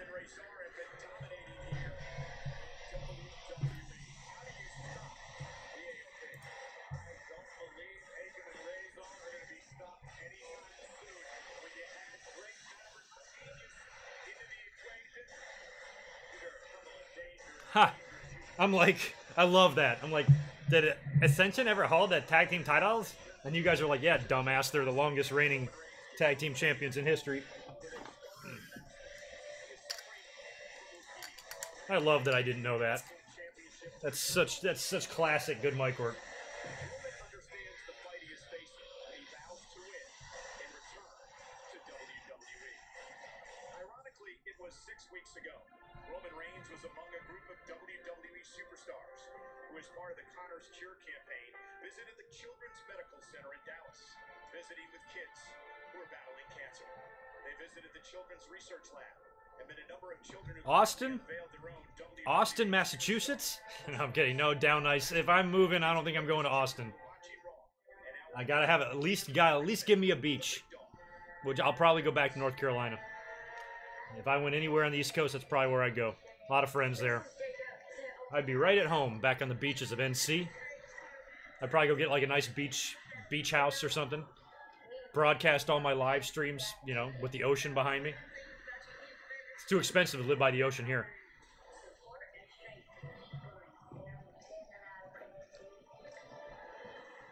Y'all don't want me running for president. I don't want to be president.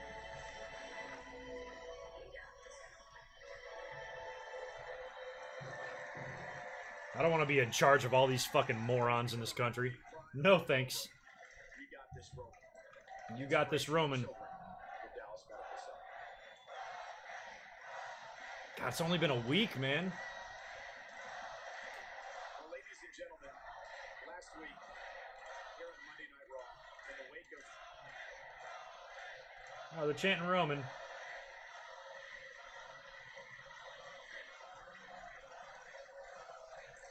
Last week on Monday Night Raw, in the wake of Roman Reigns' announcement, Seth Rollins and Dean Ambrose would go on to win the... Nope, not going to New York either, Catherine. in my mind, it was one of Cold the ass fucking state. selfish acts that I've ever witnessed. Seth, Dean, are you able to put into words the emotions of tonight? My real name is Joe. And I've been living with leukemia for 11 years. Yeah, Rock's a registered Republican. Yeah, I knew that. Remember back in the day, back in, I forgot what year, 2000, I think, the Bush-Gore election, Rock was at the convention for WWE. I remember when they were registering people to vote at WWE events back then in the Attitude Era. I would have registered, but I was already registered. There are not words. Man, the play of emotion. Nope, Alex. I have cities on my no way list. Alex, and Chicago is one of them. I'll visit Chicago. Chicago's an awesome city. My dad lives there, but I'm not moving there. Anything north, out of here. Not gonna happen. You got to have warm weather or warm-ish weather, and you got to have a beach. You find me that, I'll consider it. So right now, I'd probably go right back to North Carolina. If not, I'd probably go down to Florida. Seth Rollins and Dean Ambrose. Maybe an honorable mention to somewhere like Charleston, South Carolina, or probably nowhere in Georgia. Maybe the Outer Banks in North Carolina if I want to live small-time life. Otherwise, I'd probably head back to Wilmington. Just live on Wrightsville. Nope, not Philly either. I've, my entire life, my cousins lived in Westchester, right outside of Philadelphia. They actually knew Bam Margera and a bunch of the Jackass guys who all lived there too. But I would visit there on, like, Easters and Thanksgivings and shit. I remember one Thanksgiving, we went and it fucking snowed. I'm like, nope.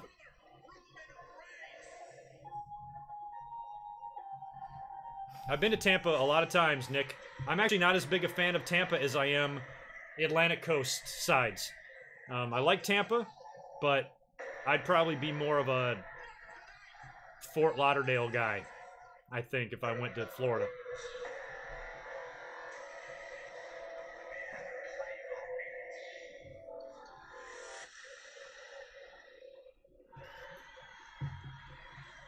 Fucking Ambrose. Can't believe you did this, man.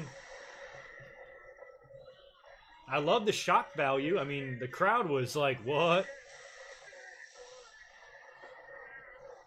The heel turn is not what was surprising. The heel turn, the timing of the heel turn is what made it, put it over the top. And apparently I wasn't really aware of the large debate on each side of this. I didn't know the debate was that big, but apparently it is.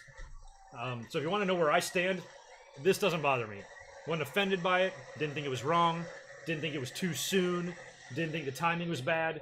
I thought it made for excellent television. And I also think that Roman Reigns was probably be like, fuck yeah, do that. You know? Might have been Roman's idea. All right, we're getting that next top of the hour.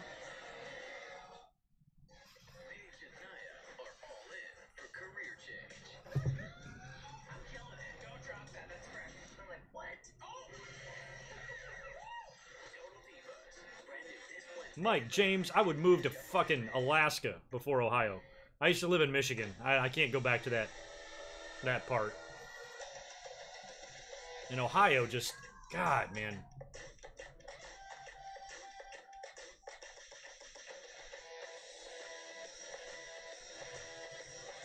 Pinch those pennies, Catherine. Well, at least you don't have to travel. Just gotta afford that package. Gotta get you that package, girl. I'd love it if I can come, man. I gotta go, but I'm going. I don't know when I don't know the date on WrestleMania, but I'm going to Hawaii over Easter. So it's like there's no way I could even make that happen. I couldn't take that much time off work because I'm sure they're like back to back or just a couple weeks apart.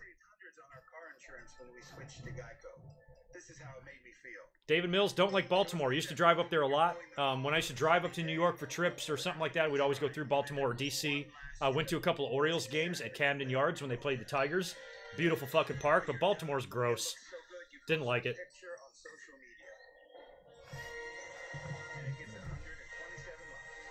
I have family in Denver, Colorado. I got family in Breckenridge at the ski resort. But again, cold. Take life back. No cold.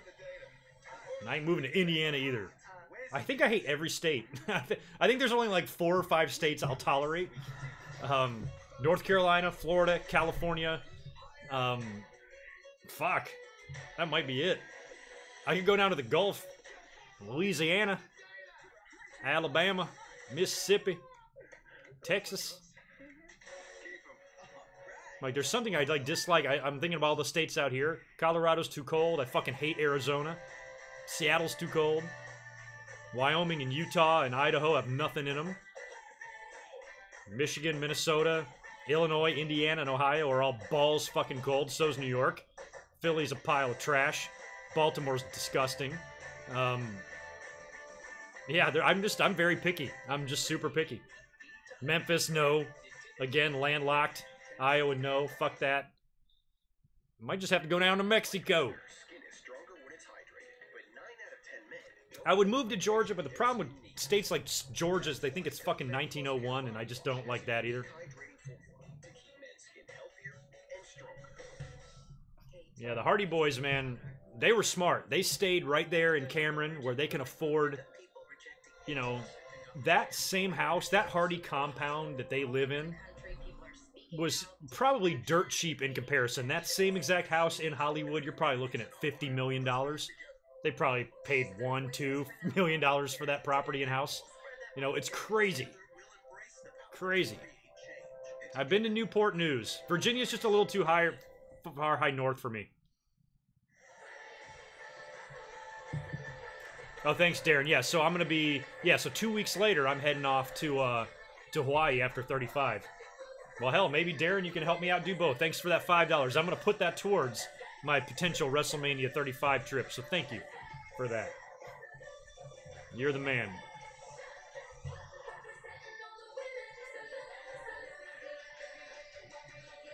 No, I wouldn't move to LA. The whole point of moving is to save money. LA ain't gonna save me money. I'd have to leave Southern California altogether. But as far as Southern California goes, there's no place better than San Diego. I wouldn't live in LA. It's too crazy there. All right, here comes IC Champ Seth. Is he going to have both belts with him or just one? Just one.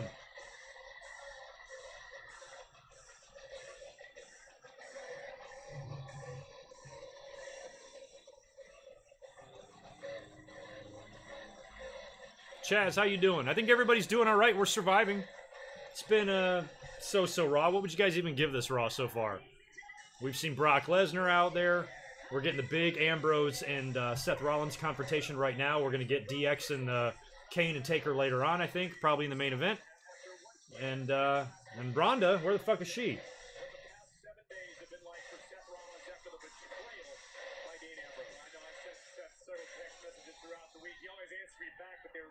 Yeah, San Diego is not cheap to live out here. In comparison to other places, anyway, you know. Like, back in North Carolina, if I was living on my own, I could afford a house to live in a house by myself. This is about all I can afford on my own in San Diego. So it's just different. San Diego is a great place to be homeless because you're very rarely going to be cold. So a lot of homeless people are in the streets of, like, really deep downtown San Diego. Overall, the entire city is very clean, though, and very, very nice. But yeah, you can find quite a good homeless population when you get right into the heart of the city. But they're smart. Sun is always shining. Never dips below 55 degrees at night.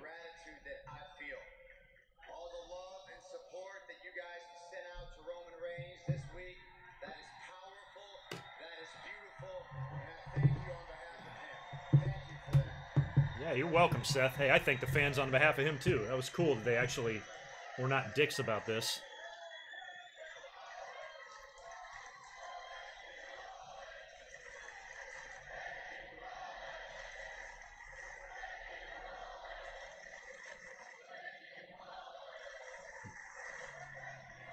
You, Sharma, you are Indian? Great. You could be a fucking giraffe, dude, and you are welcome in here. So it's all good.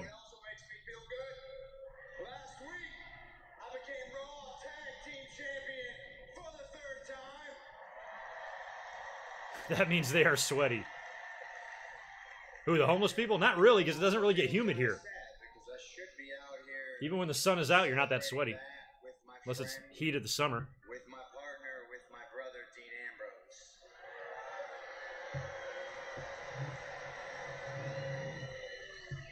But that's impossible because Ambrose turned his back on me, turned his back on the show. Oh, what a difference 4 years makes, Seth Rollins. It is kind of ironic. And,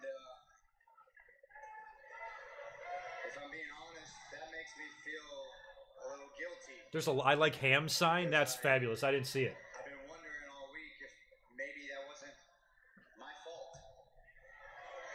It ain't your fault, man. Maybe Dean's just crazy. Maybe what I did 4 years ago, Ambrose just couldn't forgive that. Maybe he held that inside. Maybe he let it fester, and maybe he lashed out. Maybe it was a wrong place, wrong time, wrong person situation.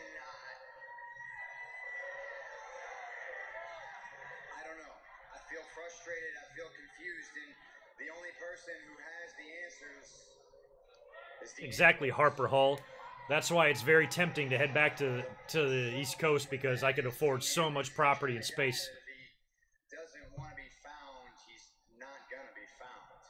So y'all gotta help me. Subscribe. Let's get this YouTube channel. I didn't call. I didn't. Send me back to the East Coast where I can live the life of luxury. Sure was that I could And- find Dean Ambrose here tonight.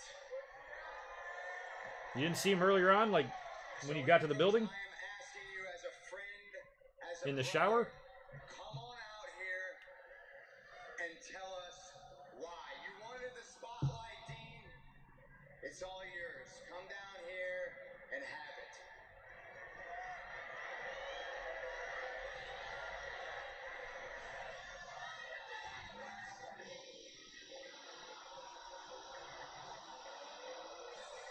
There's Dean showing up finally. Was he gonna jump him from behind?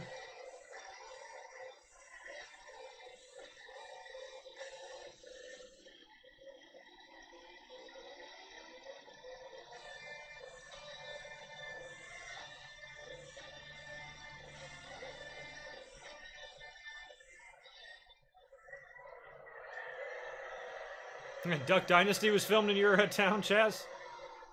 Dang, a lot of good wrestling history down there, though, in the Gulf. Hell yeah, James, I've been to Vegas. Fucking great. There's Dean. Where is he? Okay,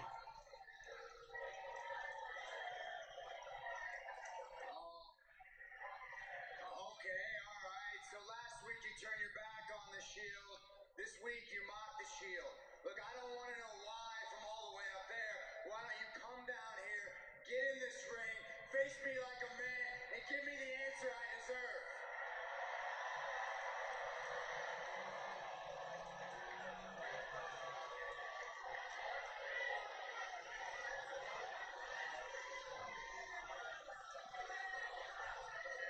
Come on, Ambrose.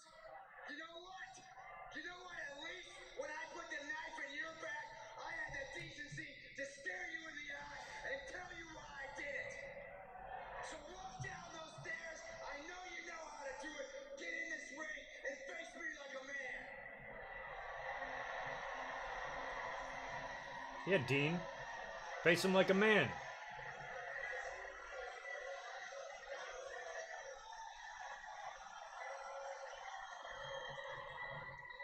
Yeah, Brittany, you want to meet me in Florida? We'll get a place. You want to be my roommate? Go leave Michigan. It's too fucking cold there anyway, man. Let's go live on a beach. Drink alcohol out of fucking coconut shells and shit like that.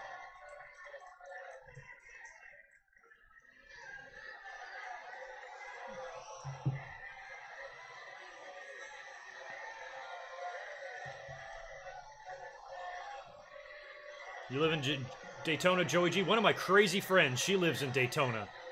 She's crazy. I haven't seen her in years. She lived in North Carolina, moved down there, and she's got all this drama, boyfriend drama. She is like a mess. But she bartends at some bar in Daytona. You sold out. You really are a cold-hearted bastard.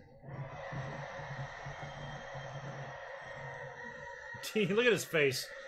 On the most emotional night in the history of the Shield, you spat on us on everything we stand for.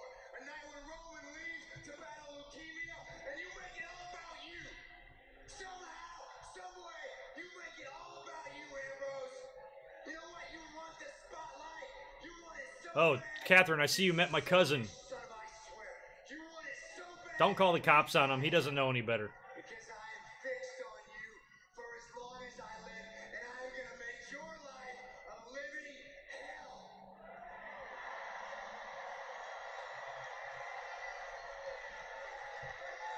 Hey, you know what, man? Maybe it wasn't just a nickname. You really are a soulless. Come visit lunatic. Arkansas? I'd rather play Naked Twister with Bertha Faye.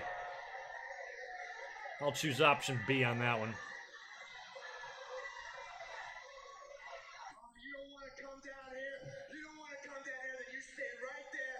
I'll come up there and beat an answer on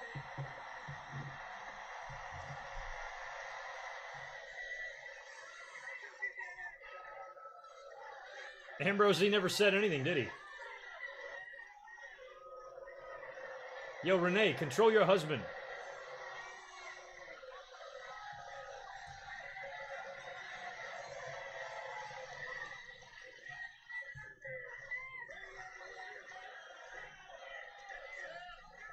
That's good. I like the baby steps. No reason to have a fucking brawl.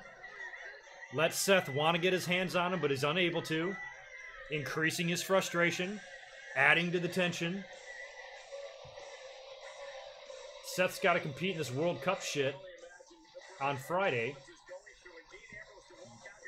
I don't know if Dean screws up his match. Costs him the victory. That's what I bet on. OJ Jackson, I'd definitely put North Carolina on the list of best barbecue, yes, but they're going to have to battle South Carolina for it because South Carolina's got good barbecue too. They're different styles too. South Carolina is more like of a mustard based, and North Carolina is more like vinegar. It's different flavors. To replace John Cena in the WWE World Cup tournament at Crown Jewel. What would it mean for you to win and be considered the best in the world? The best in the world shit is so stupid. God. I mean, AJ and Roman, or formerly Roman, they're saying the best in the world is the winner of the World Cup, and then they're sitting there looking at their belts like, oh, okay. Best in the world.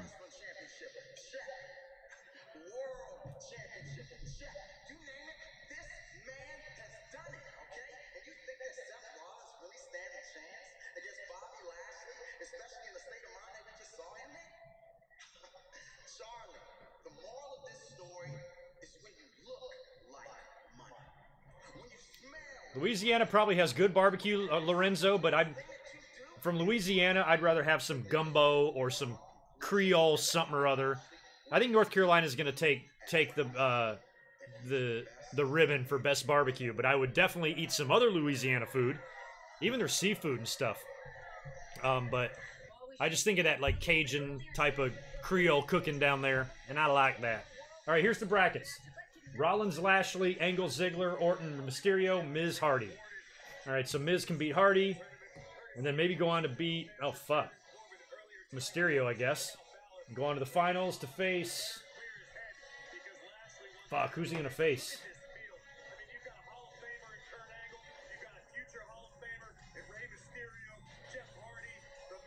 I mean, is it going to be Bobby Lashley versus Kurt Angle? That can't be right. I'm thinking Seth. I don't know what the fuck's going to happen there. I don't know what the fuck to think.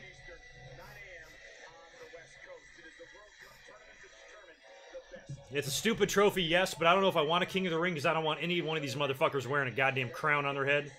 They look like a fucking idiot, so... Hell yeah, James, I'd agree with that statement in 1 second. I watched them both live. I lived through them both, so I know. Oh, shut up, DX. Goddamn. Yeah, it's funny, too, though. I lived in the little town, Greenville, North Carolina. It's where I went to college. There's this little... it's literally... it looks like it's run out of a fucking garage. It's called B's Barbecue. Like the letter B, apostrophe F. Apostrophe S. B's Barbecue. And it's way out in the middle of the fucking country. You have to drive forever to get there. And it's right in the middle of the woods. And it's so well known. It's operated the same way. This little fucking shack, 40 plus odd years. It even they referenced it on Sports Center one day because the ECU had a game on or something. I was like, my God, I'm in San Diego, and I just heard the guys on Sports Center reference this little tiny barbecue shack that I used to go to when I lived in fucking dear shit North Carolina, this bumpkin ass fucking town. But it was the most delicious thing, cheap. People there were nice. It was cool. B's Barbecue. Look it up.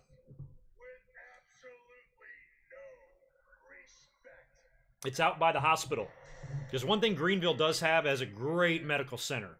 If you're living in North Carolina and you happen to live in Greenville and you're sick, you got good health care there. The hospital is the main source of employment for pretty much the whole city.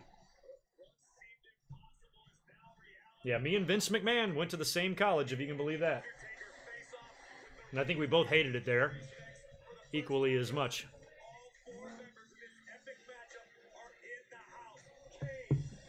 All right, so we got a big... so the main event segment is going to be the confrontation.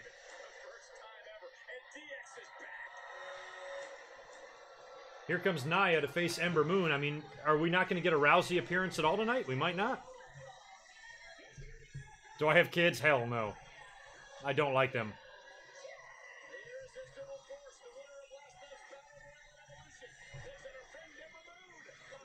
Thanks for that, Barry. Appreciate the super chat. Favorite wrestler that had the King gimmick? Savage. Savage, Savage. The Macho King. He was the best. I remember when he won the title. Or I remember when he won the crown. Beat Hacksaw. Sherry got... it was probably one of the... most ridiculous hot I've ever seen Sherry in. She's wearing this tiny little black spaghetti strap dress. She's falling out of it. She's getting heavily involved in the match, helping Savage beat Duggan. And she left very little to the imagination. Probably the hottest and sexiest I ever saw Sherry in my life. But yeah, I'll always remember when Savage won the crown. My God, Sherry Martel. Ay, ay, ay. Pizzas for $5 and all these sides, only $5. I'm speechless. The new $5 lunch, because no Really, Dawn? Your uncle lives there? In that same town? I don't know if all hospitals in North Carolina are like that. I'm talking the specific one in Greenville where I live. Just a big medical center. ECU has a medical school. My girlfriend back then, I used to have to go to the hospital to this like crazy library while she did research and shit. I don't know why the fuck I went with her to that, but she was smart as hell. For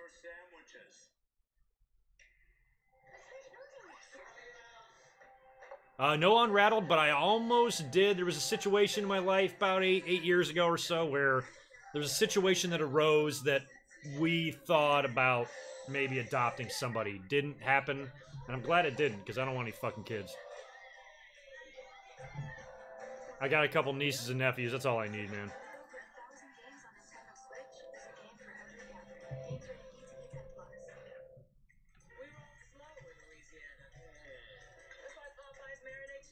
AJ and Mysterio at WrestleMania definitely would be a good match. I think AJ deserves a bigger match, to be honest. I'd put him in there with Shawn. We wanted to sell our home and at the best price, and we needed a real estate agent who could get that done. We're so glad we found Homelight. Homelight ranks over 1 million agents based on their actual track record. They crunch the numbers to figure out who is best in your neighborhood, who can sell your home. And I'm not ashamed to say that I'm somewhat selfish either. Like, all of my friends, all of them have kids. My best friend has 2 kids. My childhood best buddy, my bro, has 4. My siblings have kids. Everybody I know has kids. But it's like I see the sacrifice they make. I see that from the minute that kid is born, their entire life changes to depending for the kid. I'm just not willing to do that. Sorry. You know, I want my freedom. I want my happiness. Plus, I don't know what this world is going to look like in the next 50 years, and I'd rather not leave a kid here to have to fucking deal with that. I think I'm going to be dead before it really hits the fan, but the babies being born now are going to have a lot to fucking deal with. I mean, there's just no telling. I think we might destroy ourselves in the next 100 years, and if that happens, you know, a lot of people born right now are going to have to experience that, and I just don't want... I know that's a weird way of looking at things, but all my friends just blindly have kids, and I'm like, man, they're in for some tough times ahead, you know? I just, what's wrong with Ohio? Nothing's wrong with Ohio. I just don't want to live there. Nothing's wrong with it.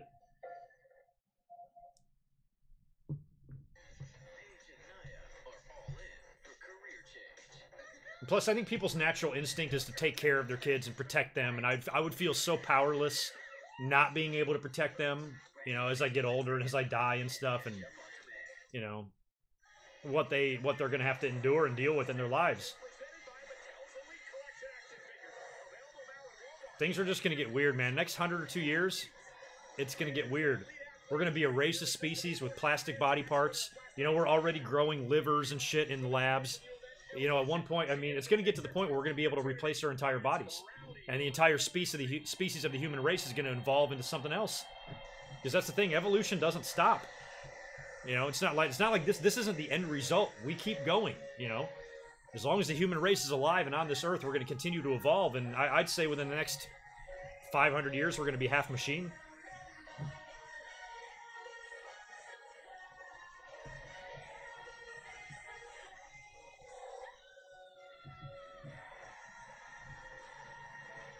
I've mentioned this before in live streams too. Think about it like this. Think if you have a 1-year-old child, or if you have a kid that's very, very young, like just born in the last couple years, there's a really good chance that child may never drive a car.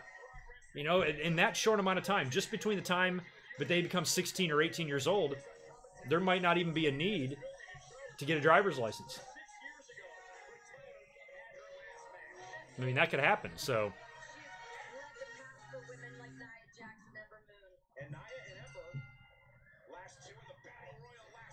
Oh, they already have sex robots? All right. You got a link? Is it like buy 2 sex robots, get 1 free? Y'all want to go in on one? Y'all want to get some sex robots? Come on. Super chat it up. As far as Nia Jax's title shot, I'm going to guess either September or the December pay-per-view or Royal Rumble. But regardless of what they do, I think Ronda goes into Mania as champion. And it might be, I mean, they might be feeding Nia to Ronda, because if they want to build Ronda, get the value of her match at WrestleMania as great as possible, she might have to take somebody out that she did not succeed in taking out the first time, because she never beat Nia at Money in the Bank. So that might be the reason why we saw Nia get the title shot. So it's not like this unanswered question. Oh, can Ronda beat Nia? They'll answer that question saying yes, she can beat her. I just still think you got to do Charlotte, Ronda. Royal Rumble is going to be very interesting.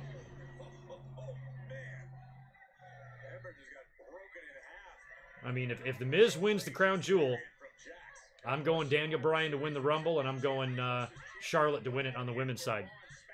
One SmackDown, well, both SmackDown, and Charlotte moves over to Raw.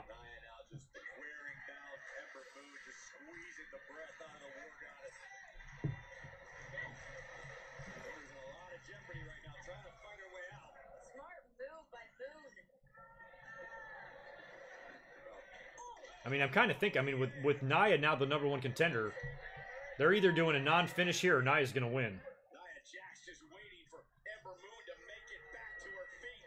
Oh, and nobody home into the post. Goes Nia. This could be a huge opening for Ember Moon. Oh, Ember's taking on a lot of damage to this point. You're in way too much of a rush there, Details. I think the plan is to make Ronda champion. So if Ember won last night, that means all that's going to happen is she's going to get a match against Ronda and lose, which I actually would have been fine with. I referenced the 2003 Royal Rumble match between Kurt Angle and Chris Benoit and how good that was. And that was like the beginning of Benoit's transition into being on top and main eventing the following year at WrestleMania. So they did Ember and Ronda at Royal Rumble, have like a really good match, have Ronda prevail, and have Ember stand in the middle of the ring after the loss with a standing ovation. That would do wonders for her, you know? But they went with Nia instead. Who the fuck is this? Tamina? Alright, so yeah, they're not going to do a finish here, which is good. They don't want to beat Ember.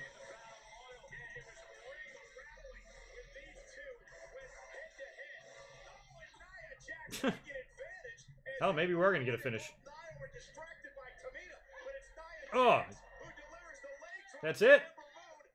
And beat her.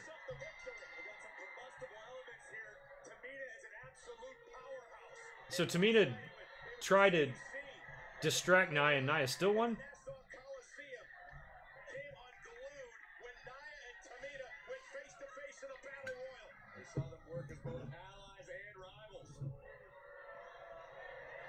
Man, when they were kicking people's asses last night in that Battle Royal, I compared the two of them to Haku and Rikishi. That's what they reminded me of. Back in 01, when Haku came back in and they teamed for a brief period, they were a dominant fucking team. These two ladies kind of remind me of that.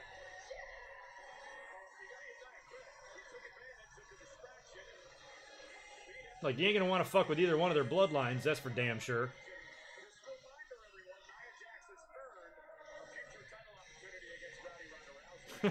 That guy staring into the camera was great. Unrattled, he kind of looked like you. He was just kind of looking.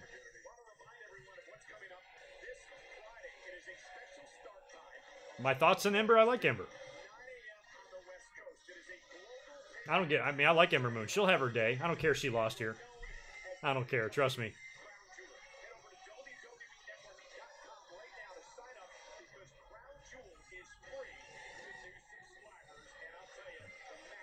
Oh yeah, she's really ridiculously good looking.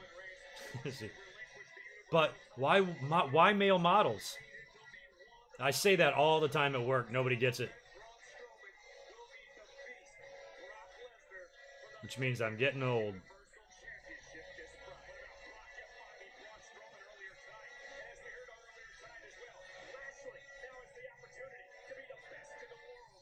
Shut up, Michael Cole. Best in the world.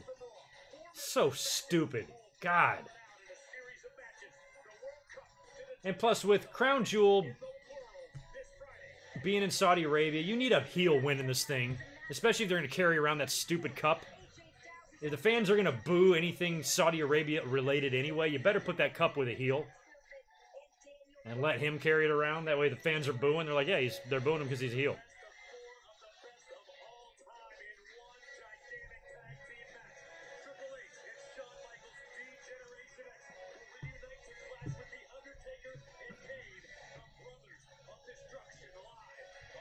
Yeah, well, if Brian's not working the show, then yeah, that's pretty obvious. Tomorrow night's gonna have to be where they take him off.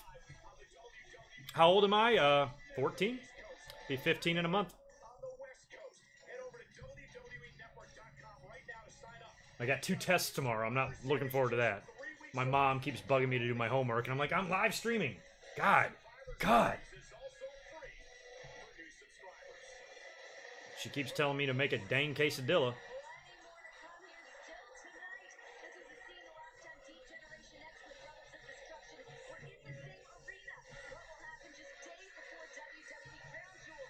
Are we going to get another match before this main event segment?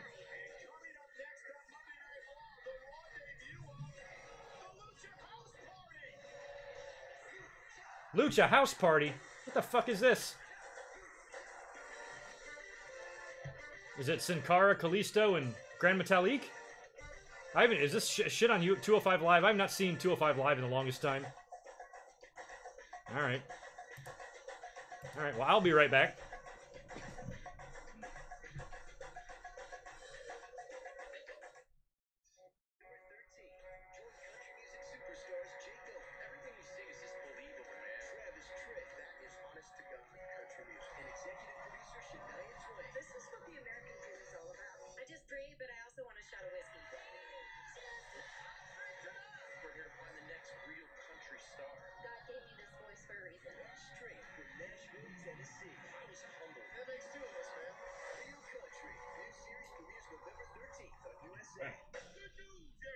Back.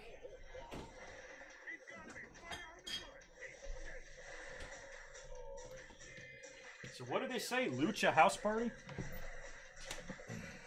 Lucha House Party. Whatever.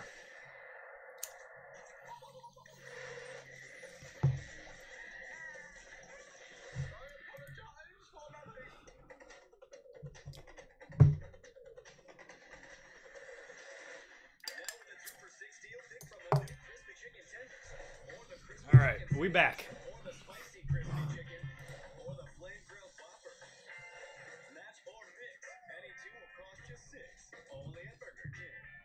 Oh, Lince Dorado, not Sin Cara. I wasn't aware of this little faction. What are they called? Lucha House Party?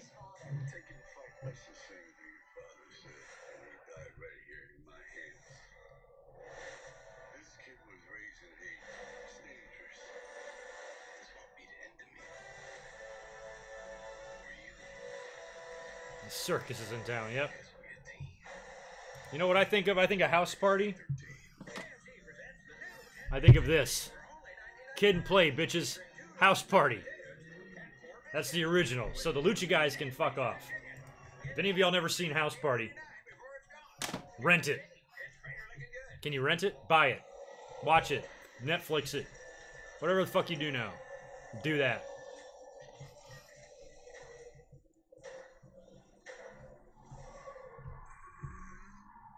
Oh wow, We Are Pro Wrestling. Yeah, it's been a while. I've tuned into a couple 205 Live shows. I'll pull it up on the network and stuff every now and then, but I'm behind on it. I ain't gonna lie. I'm behind on everything.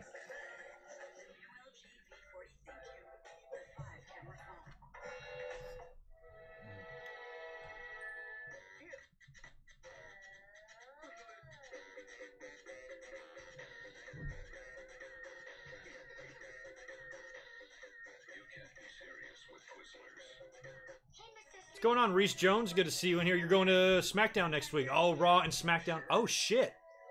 They're both taped shows, aren't they? That's right. Yeah, okay. So after Saudi Arabia, they're going to head over to the UK, tape Raw probably earlier on in the day. And it'll be on a tape delay. Here in the States, same thing for SmackDown. Are they going to tape both back-to-back?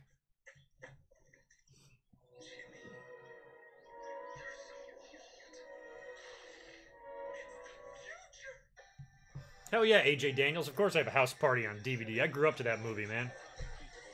I fucking grew up to that movie. We used to watch that shit. God. Oh, those were the days. No, we don't need another Friday movie. I think we had a few too many Fridays as it was. Friday was one of those movies that was just good and don't do it again. They made that mistake with Zoolander. They made that mistake with Dumb and Dumber. Trying to make sequels. You're not going to top that first one. Don't even try. They made a House Party too, which I had no interest in. I don't even think I saw it. I might have seen it, but I didn't like it. Nothing beats that House Party, man. That original movie. The guy that played Kid's dad in that, he passed away. But man, he was so fucking hilarious. Martin Lawrence was in it. Along with Gina. Damn, Gina.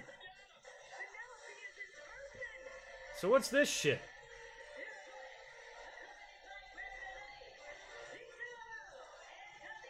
And why are they on Raw? Why are these 205 Live guys randomly on Raw? And why are they carrying a piñata to the ring? Okay, Revival, Dash, I don't know which one he was, the bald one. He's on his knees, like, making fun of these guys' height. Motherfucker, look how short you are. That's like Hornswoggle calling somebody a midget.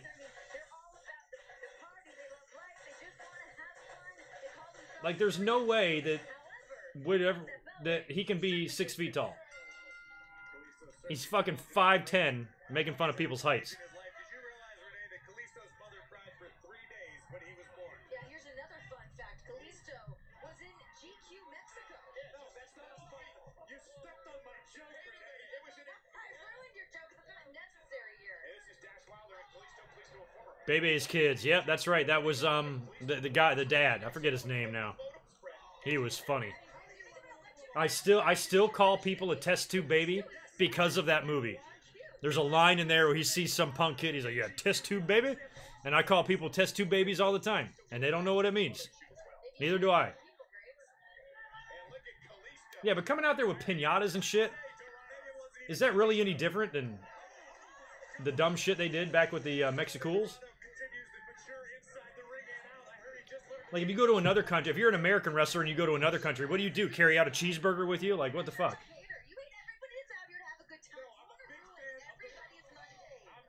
Nothing's wrong with being 5'10", but if you're 5'10", you can't be making fun of people for being short. I guess 5'10's not short, but what's-his-face looks pretty short. I think 5'9", or for a guy 5'9", 5'8", or shorter is considered short.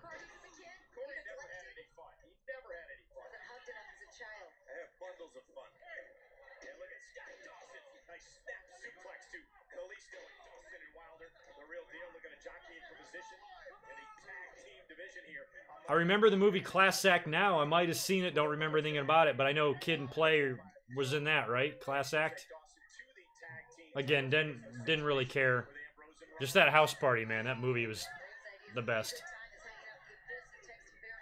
I know they did like a third... It's either the second or third House Party. TLC was in it. I remember that, but still, the movie sucked compared to the first one.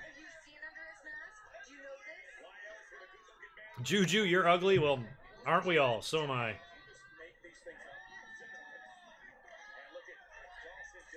Sorry, Marcel.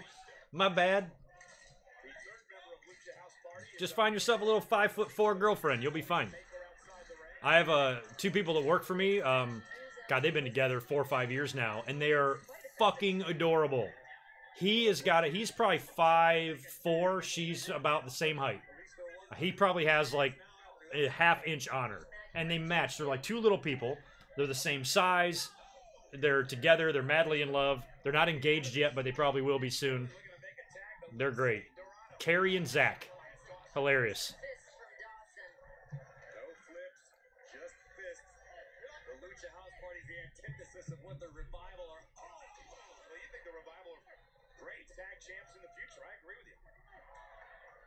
think the Lucha House Party's gonna be celebrating much tonight.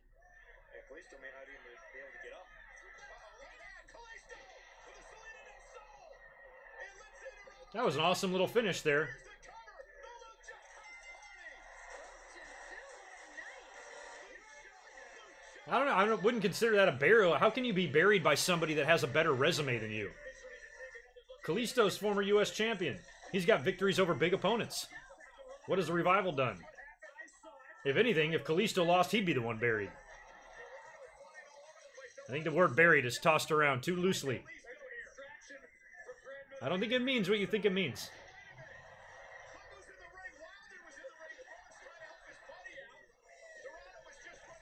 Deadpool, they haven't said anything about it. Michael Cole said that they don't know what's going to happen, but they haven't announced anything. Seth didn't come out with the tag belt. Neither did Dean. I can only assume they're going to be vacated.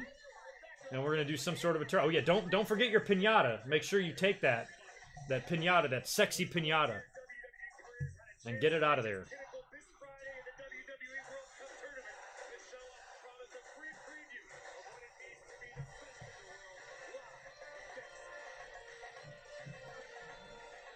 Damn, Joey G, you are skinny. At 6'3", at 150? Wow. You're about an inch or two taller than me and about 10 or so pounds lighter. Because I'm pretty light, too. The heaviest I ever weighed was like 172 or something like that. Probably high school.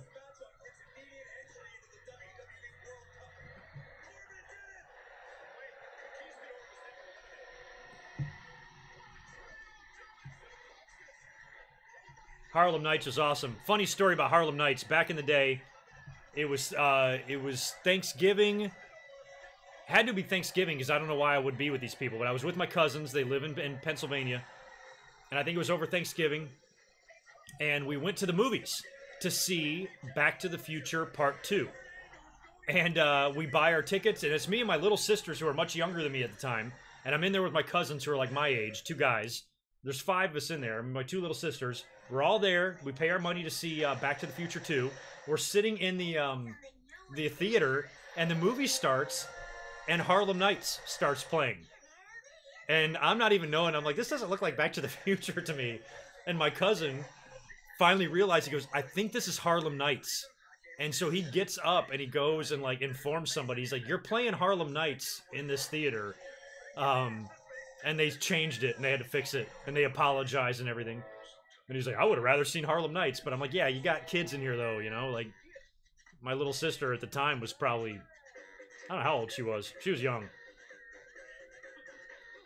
Not old enough to watch Harlem Nights. But, yeah, funny story. In the theater before they realized they were playing the wrong fucking movie.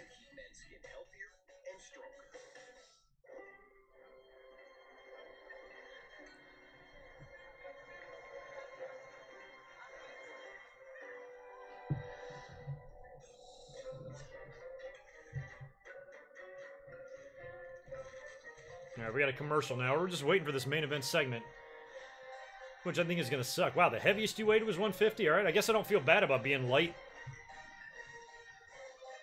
Especially lately in the last few years, I've dropped a lot of weight.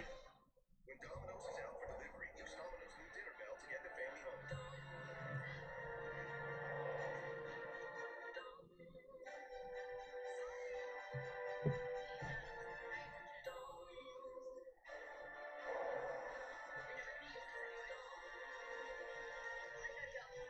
Ring the dinner bell and they'll come running for their mix and match favorites. Choose any 2 or more like bread twists, specialty chicken, pizza, or salads for only $5.99. Eddie Murphy was the man. Not getting enough cash back with that credit card? Turn to the nerds. Wanna invest Jesus Christ, Catherine. 6'5". Wouldn't that put him a foot taller? Christ. You little short ass. Hey there. Need a travel rewards card? Auto loan? 2. Want a lower interest rate? The Nerds. The experts at NerdWallet make it easy to make smart money moves. Compare credit cards, mortgages, savings accounts, and more at nerdwallet.com. Down nice. Yeah, you might be. It's alright, just wait. They'll start a new division in WWE, 135 Live. Glasses were made. You can be on that. Kick everybody's ass. You get a little title belt, little tiny belt. Our glasses start at $95, including prescription lenses. Try 5 pairs for free at warbyparker.com. I didn't know Martin Lawrence and Play were cousins. That makes sense. Called a hinge test. They kind of look alike. And well, you get the point. Our glasses started. And he was in that first movie. He was like that annoying DJ. Try 5 pairs for free at warbyparker.com. And then the girlfriend of like Kid in that movie, they went on to star in Martin together. Martin.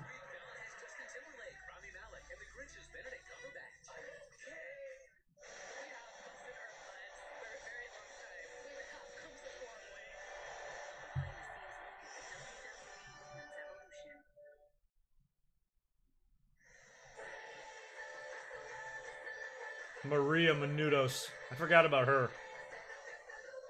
Why do they love her so much? What is going on there with Maria Menounos in WWE? Does she have some dirt on them? Like, they love to have her anytime, and I don't know why.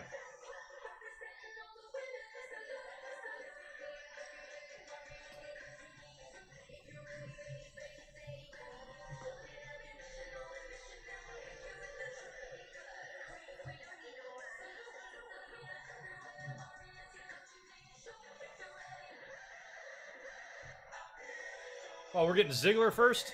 All right.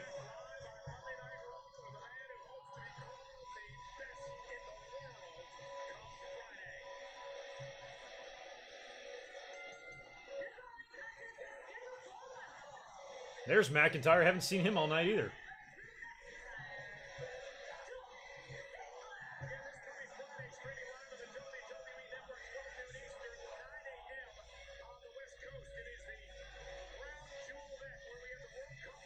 Yeah, Martin was funny. I just miss being young and having shows like that on. I remember watching In Living Color back in the day. Oh my god. Fun shit.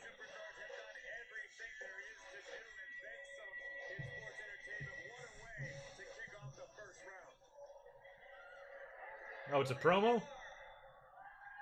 This Friday, WWE Crown Jewel. And I know I got my eyes on the prize. Big man, what are you looking forward to most at the Crown Jewel? Tell us what's on your mind. Well, now that we... Wow, Catherine, I never really watched either of the... I never watched The Nanny. Fucking Fran Drescher, my god. You know that annoying chick on Friends? She reminds me of her. But I only occasionally watched Family Matters, not all the time. It was a little too family for me. I liked the edgier show. I liked Roseanne and shit over like Full House and Family Matters. And Urkel had his moments, but again, he was a little weird. I just love from the cop from Die Hard is Carl Winslow.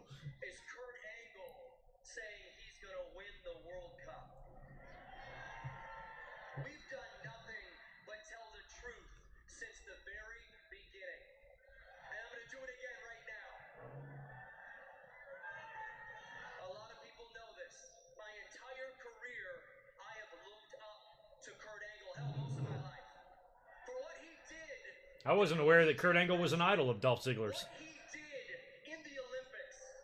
Well, Dolph's the right guy to put Kurt in there with. And fucking sell his ass off. Yeah, Janice on Friends. Yeah, she that fucking voice. My god. Oh yeah, Fran Drescher was hot. But that voice, man, my god. Blood curdling.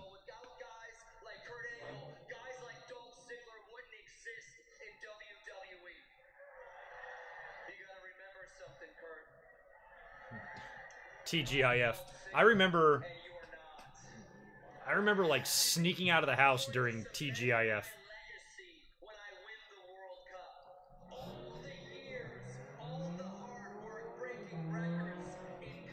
Never watched Boy Meets World, but I knew the little kid on it. I knew the little nerdy kid.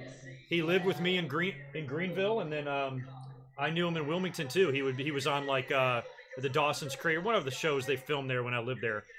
He would come into the restaurant a lot. When he was a kid, I taught him how to bowl. I don't know his name. Lee Morris. Something like that.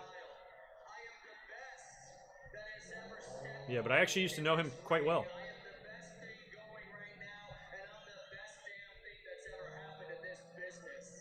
No, you're not, Dolph Ziggler. You're a liar.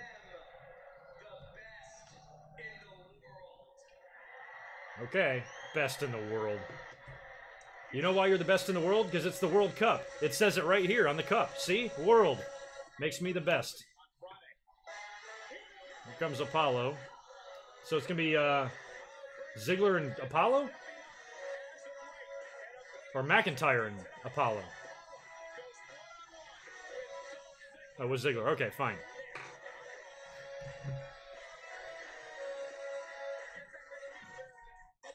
Damon Wayans was fucking hilarious. I love Damon Wayans. You know what's a funny movie that he's in? Mo Money. And had his brother in it, and Stacey Dash, who was gorgeous, but an idiot. Actually, in real life, she's quite the idiot. But, God, she's beautiful. I like Mo Money.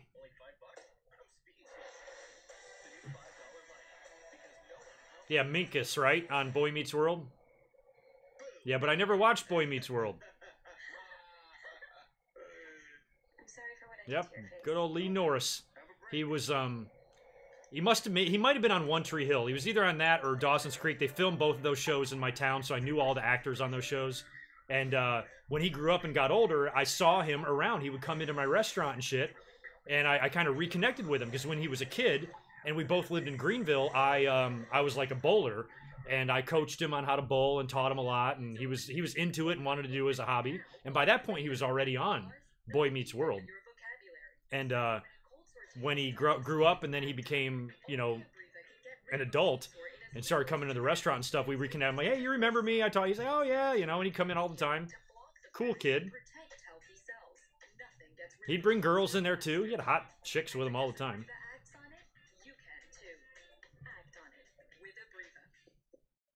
There's so much melty cheese in this double stacked cheeseburger. 2 layers of melty cheese. Take it easy. I'm having a meltdown. I know. Hey, listen, just snap out of it, okay? Just try to. Did I think Jonathan Taylor Thomas was sexy? Oh, yeah. I'd like to say that out loud and get arrested. No. I mean, if I was an 11-year-old girl, the answer would probably be yes. But as a 40-year-old man, nah. I'll stick with Becky Lynch, if that's all right. Yeah, I remember Vader on Boy Meets World. Still never watched Boy Meets World, though. Wasn't into it.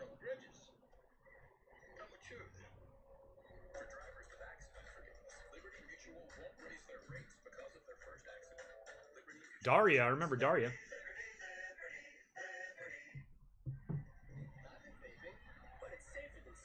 Oh, is this commercial again? Contains as much nicotine as 20 cigarettes.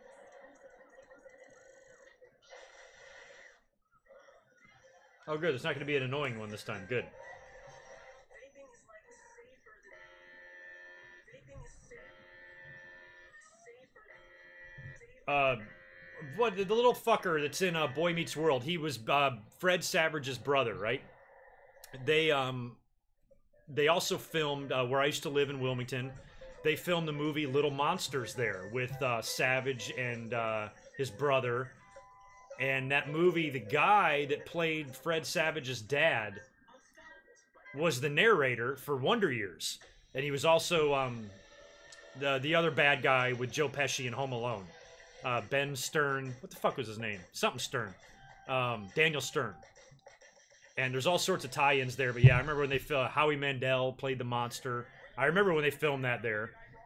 And Savage was around town and shit.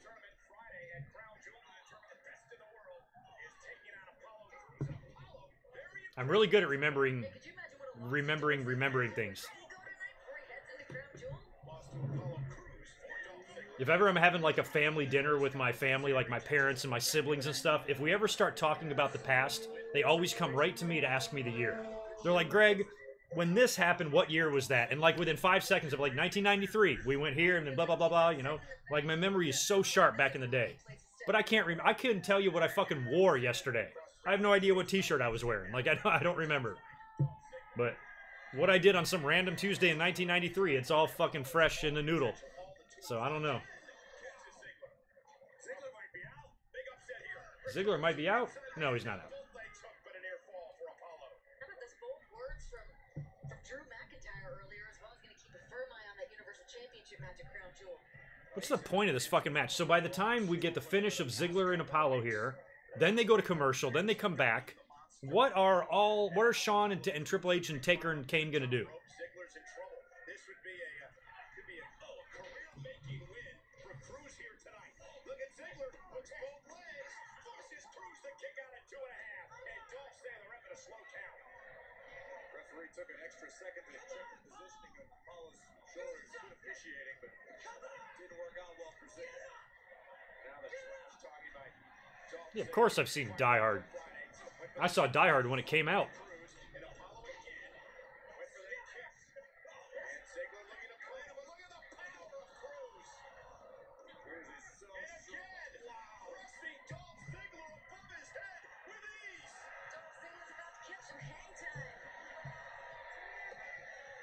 Apollo Cruz putting on a show. This is a match I could have just straight up done without. And now the standing ovation by Cruz. But that Apollo, just the physical specimen that he is pretty goddamn impressive. Doesn't get any closer than that without the bell ringing. Apollo just a half a second away for a landmark victory in his career. Look at this surreal athleticism. Man that goes 240 plus pounds. Can't remember what you did in the summer of '99, Catherine. That sucks, man. All my childhood summers, man, I remember vividly. God, we had this big neighborhood pool, and like that's where we started like discovering girls and shit, you know, because we all lived in the same neighborhood, and we'd start hanging out with girls we went to school with. I remember my mom one time was asking me about this one girl, Stacy, that I was like boyfriends with, or girlfriends. What's it called? We were going together. Whatever the fuck you call it. All I know is she wrote me a note, and I said yes. So that made us a couple. And Ziggler gets the win. And my mom was like, "Are you and Stacy like boyfriend, girlfriend?" I'm like, "I don't want to talk about it." Because she saw us hanging out and canoodling, convoluting at the pool. And she's watching me. I'm like, don't watch me what I'm doing with chicks, please. Mom. I was so mad.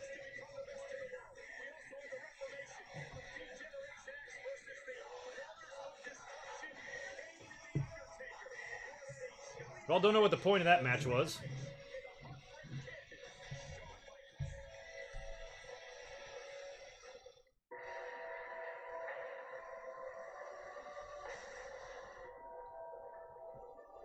Kane and Taker in the cemetery. Oh my god.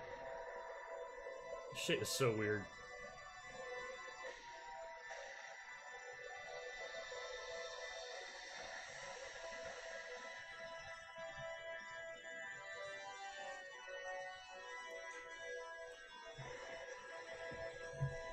What did I think of Die Hard? I just thought it was a great movie. That was it. I liked it. There's a lot of movies out back then that were kind of like that.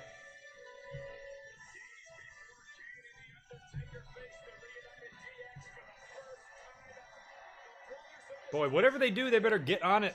We got to do another 4-minute long commercial break. I still got to go. I guess still close to 500 people in here. Pretty good night for the stream. Good amount of subs in here too. On the road to 24,000 on the YouTube channel. So if you want to hook us up with a subscription here, that would be sweet. And I'll be up here next Monday watching Raw with you.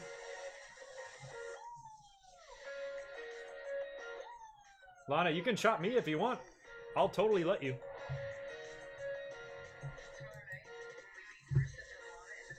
AJ and Charlotte. That's a fucking team right there.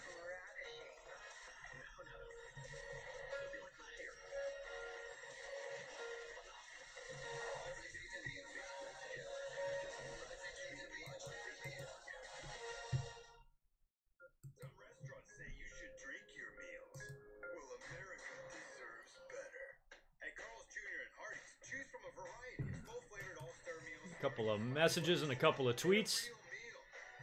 Delexman asks me, well, it's official. John Cena's boycotted Crown Jewel. Thoughts? See, I talked about that earlier on. He's out. I'm glad. I mean, I love that there's people in the company that's like, you know what? I'm not doing this. So yeah, no, I have nothing but support for John Cena. And Daniel Bryan, if it turns out to be so, that he's not going to go either. Same thing with Rey Mysterio. WWE's like, don't go on Jericho's cruise. And he's like, watch me, bitch. And he fucking went. So, hell yeah. That's the way I'd be.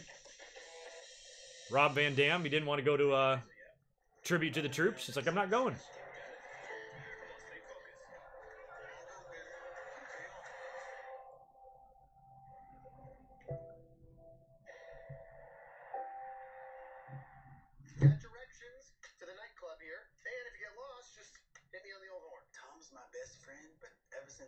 house. It's a $10 cover. Oh, okay. So you're not on the website? He's acting more like his dad. I forgot what year Die Hard came out. Probably 88. I was a little older than 12, but I was around the same age as you. I've been saving a lot of money with Progressive lately, so. Progressive can't protect you from becoming your address. We can protect your phone when you bundle with us. DiGiorno crispy panties are baked fresh in its own pan and travels straight to your table. Unlike delivery that goes from oven to box to bag to car to traffic. What are we gonna like? What would you guys give this Raw like as far as a grade so far tonight?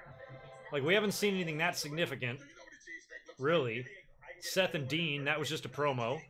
We had Brock out there earlier on beating up Braun Strowman. We have no Ronda Rousey tonight. She didn't make an appearance on the show. Yeah, probably hasn't been that great of a show, to be honest. I think the best news of the night is the match between Ronda Rousey and Becky Lynch at Survivor Series. Catherine, you ready for that, girl? We get to watch that. I'm gonna be thrilled. Today, we will steal Christmas in style. If I'm gonna become Santa, then I need to get into character. Seth's promo was pretty good, and Seth's not really known as, like, being the greatest of promos, but, yeah, I thought he did alright tonight. I like the fact that they didn't get physical. There's no rush there. Let Dean fuck with Seth. Play mind games with him. This is the loudest snow I've ever heard in my life. Orange,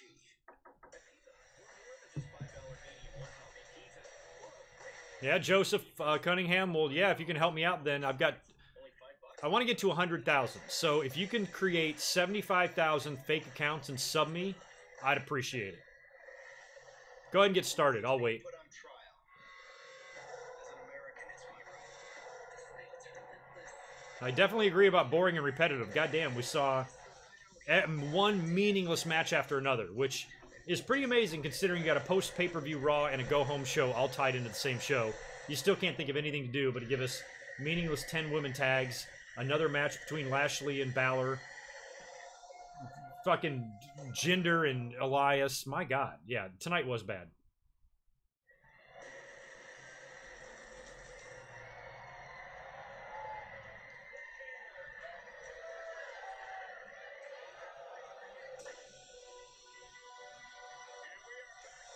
It'd be fun to see Kane come out, or I'm sorry, see Taker come out with Kane's music playing. I'd like to see that.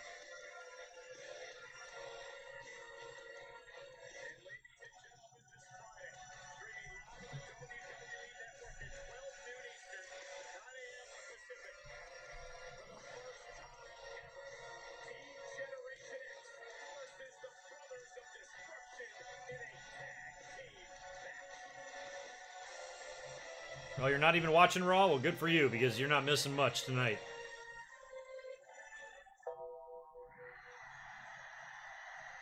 Jabez, sometimes I do, you know, even though I'm not a video gamer, sometimes I do wish I played them.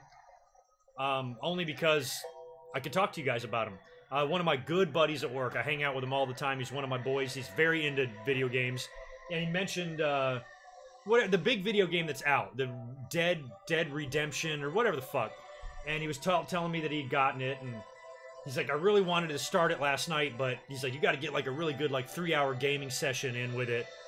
And I was like, oh yeah, you know, like I wish I knew what the fuck he was talking about, but I almost wish I could relate to him. But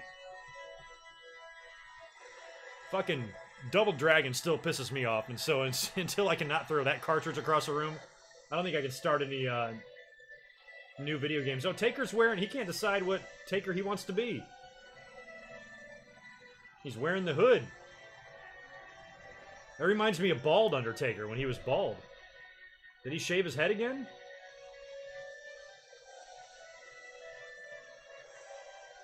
This is like 2013 Undertaker, right?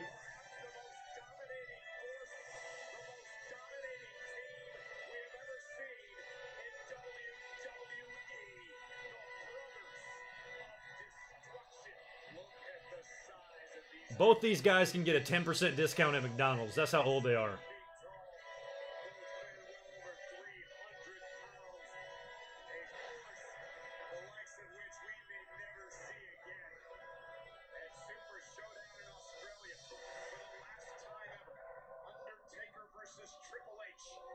That's a fun little fun fact there. Rarely even I didn't know about the Yippee. He misspoke to Miss Yippee Ki-yay.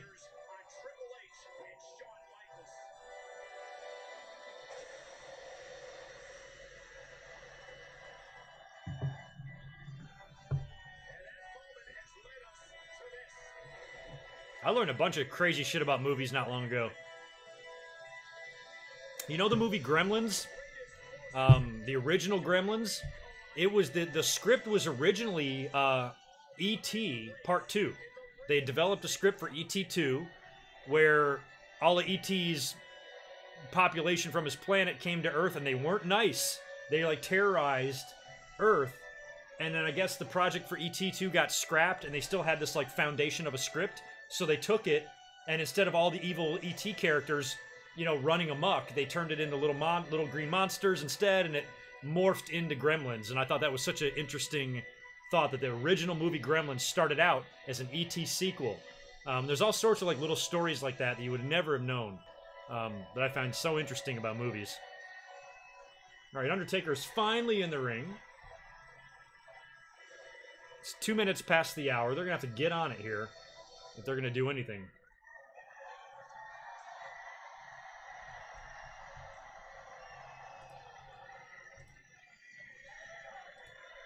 All right, Taker and Kane are in the ring. They're about to cut a promo. And I guess Shawn and Triple H are going to come out and say something, and then the show's going to go off the air, and then we're all going to sit here and say, wow, this Raw really sucked.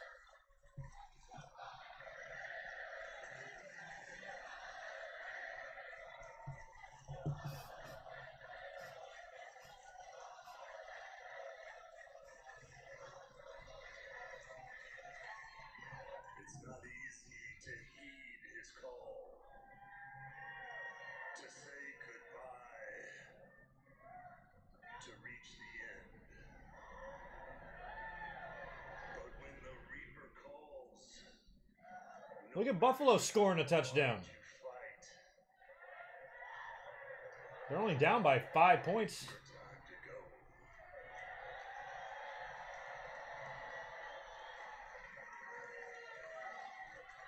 I don't think I'd be very good at... I'm not good at trivia. I don't think I'd be good at movie trivia. I just know random things. But I'd suck. I suck at trivia. I'm never going to do a trivia contest ever again. Hate them. It got louder, Got louder. Kane, what the fuck, dude? and the whisper has now become a deafening cry.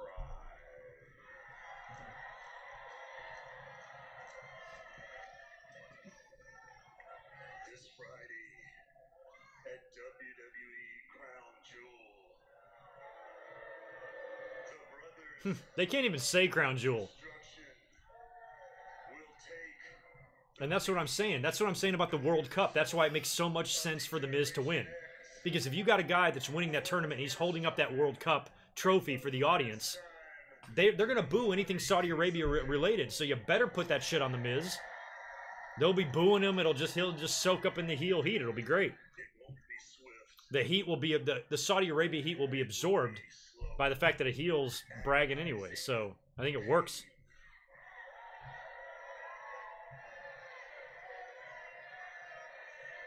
I hope Kane uses campaign money to wax his chest.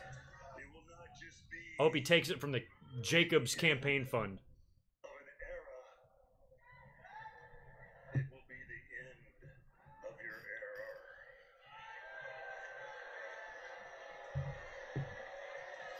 Kane's sitting there like dejected. He's like, I am not trying to be on a plane for 20 hours to Saudi Arabia right now. But that is this Friday. Who wrote that line? Vince? He definitely did. Triple H and Shawn Michaels, you are being summoned to this ring right now.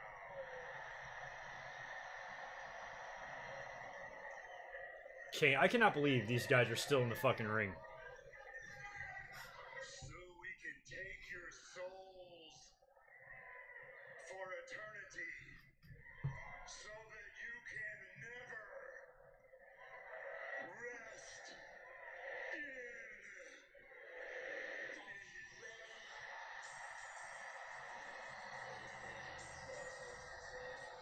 Are they going to come down to the actual ring, or are they just going to be on the stage cutting a promo?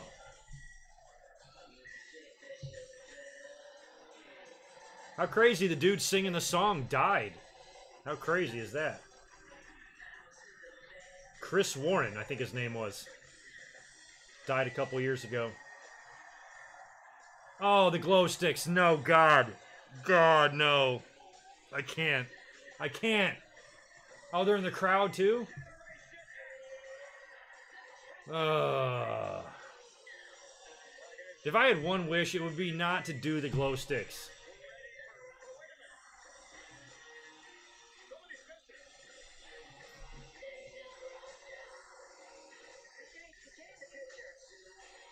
What a horrible Raw this is.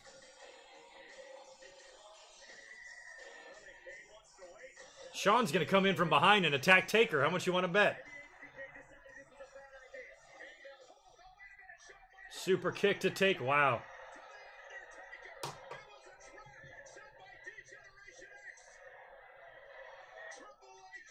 Man, Taker has not eaten a super kick. Well, maybe since Super Showdown. But before that, it was like 8 years. Wow.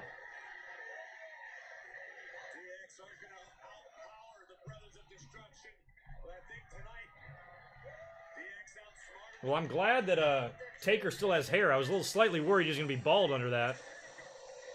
He's almost bald.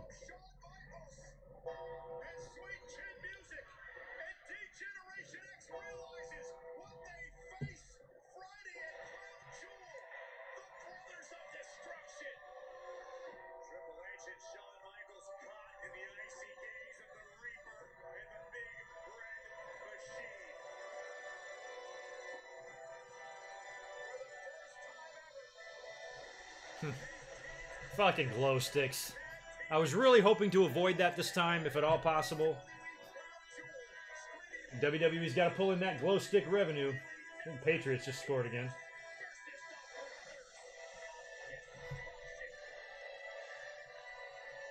Oh my God.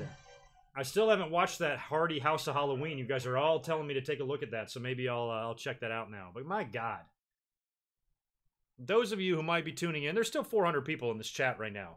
Raw was bad, and Raw has no excuse to be bad because a very good pay-per-view was less than 24 hours ago, and this was also technically a go-home show, hyping up the return of Shawn fucking Michaels, and it fell about as flat as you could fall. Crappy Raw, I agree.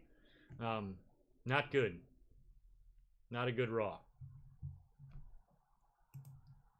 Let's make a quick tweet about that.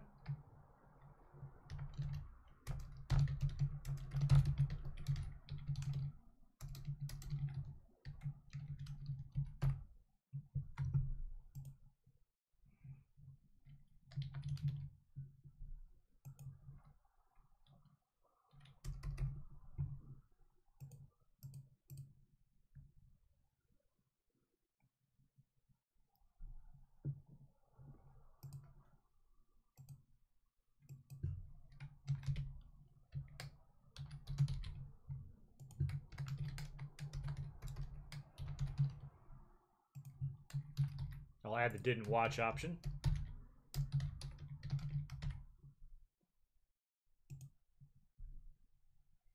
There we go. That Raw sucked. And so you have 3 options: dog shit, cat piss, or didn't watch. That's how bad the show was.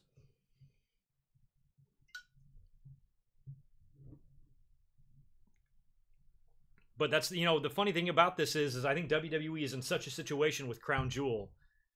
They just have to walk through these shows, you know, just go through the motions, get to fucking Crown Jewel, and then hopefully things will get cooking leading into Survivor Series, because they're going to have very little time to promote this show. They're going to have 2 weeks to do it. And it's just not enough. You got to create an entire Survivor Series card, you know, full of elimination matches and title matches and whatever the fuck else you're going to do. Things just upside down.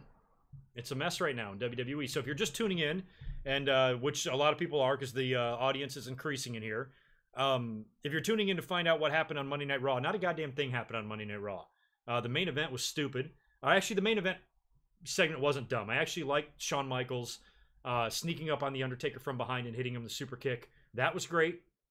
But everything else, we saw nothing. We didn't even get Ronda Rousey tonight. The person that closed out the pay-per-view the night before, she wasn't even on the show. Huge news, though, involving Ronda Rousey. Ronda Rousey will be going one-on-one with Becky Lynch in a champion versus champion match at Survivor Series, non-title, I'm assuming. It's going to be like the same as what they did with AJ and Brock Lesnar last year. That's big news. Aside from that, Brock Lesnar was on the show, but again, for no reason. He F5'd Braun Strowman after Strowman beat up Baron Corbin. John Cena is officially out of Crown Jewel. Bobby Lashley is in. Other than that, what else? What else is even worth mentioning? Seth Rollins and Dean Ambrose, I liked their segment. That I didn't mind. The problem with that segment is it came in the middle of a really dumb show.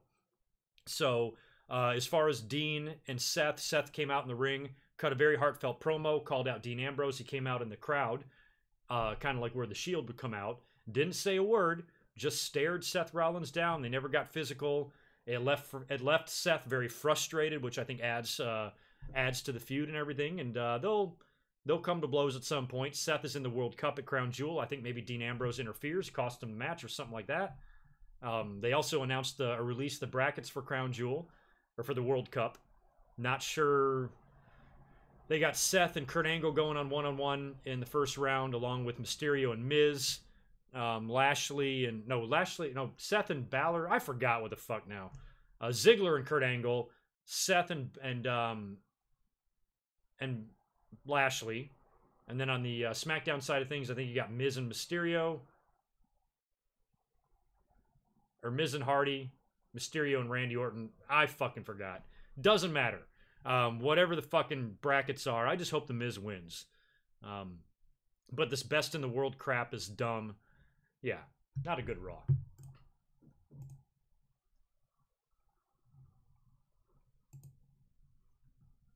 So far, it's 40% dog shit, 28% cat piss, and 32% didn't watch. Yeah.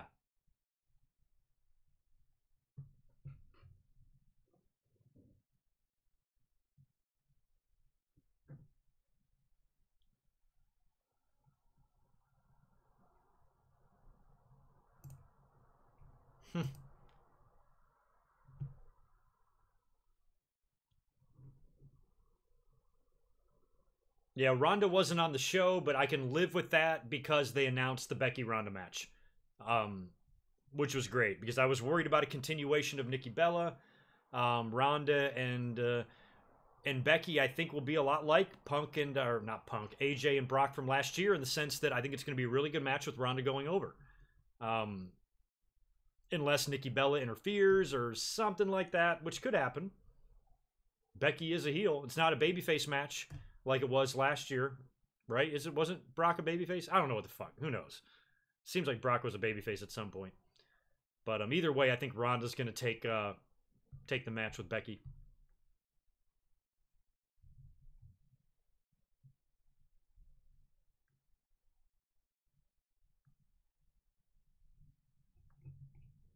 I'm going to place most of the blame for WWE sucking right at this immediate moment on Crown Jewel. That's a show that's causing WWE a whole lot of headaches, and they probably can't wait to get it done and get it over with and get the fuck back here. Next week, Raw and SmackDown are both going to be taped shows because they're doing those over in England. And I think those shows, even though they're taped, will probably be a lot better. And this should be we're right around the 1-year anniversary because AJ Styles won the WWE title at the Fall England tapings last year. And here we are 1 year later. And he's returning to the scene of the victory where he beat Jinder.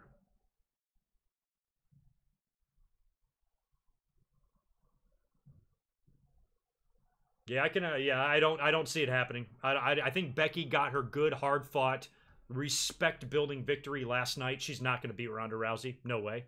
I think Ronda is staying the course to Mania as champ.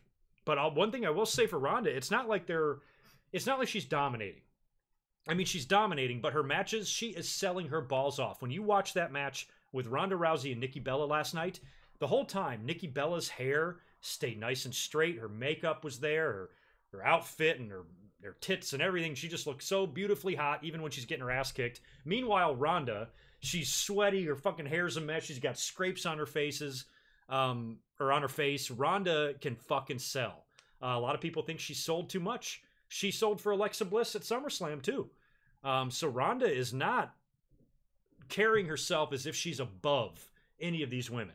She's going in there with one of the least respected women that has ever stepped foot into a ring, Nikki Bella, and selling her ass off for her. So you can never accuse Ronda Rousey of not doing things right or not respecting the business or holding people back or anything like that. If WWE is going to have her win, she's going to make her opponent look as good as possible in the process. And she proved that last night, because after the pay-per-view, I was even saying on the live stream, I'm like, does anybody in the IWC have the balls enough to say that we deserve, or that Nikki Bella deserves a little bit of credit? Because I think she does. I thought she carried herself well in the match, held her own. Could have been a lot worse. And for somebody that all of us have pegged as somebody that can't wrestle, can't work, I thought she handled herself well against Ronda Rousey. I thought it was a pretty entertaining match. Absolutely. Yeah, that's good. Well, I'm glad people are going to be... I hope Becky has a lot of fans, and I hope a lot of people are rooting for Becky, you know? And I'm not saying she's not going to win. I just don't think she's going to win. That's just not what I would do with Ronda.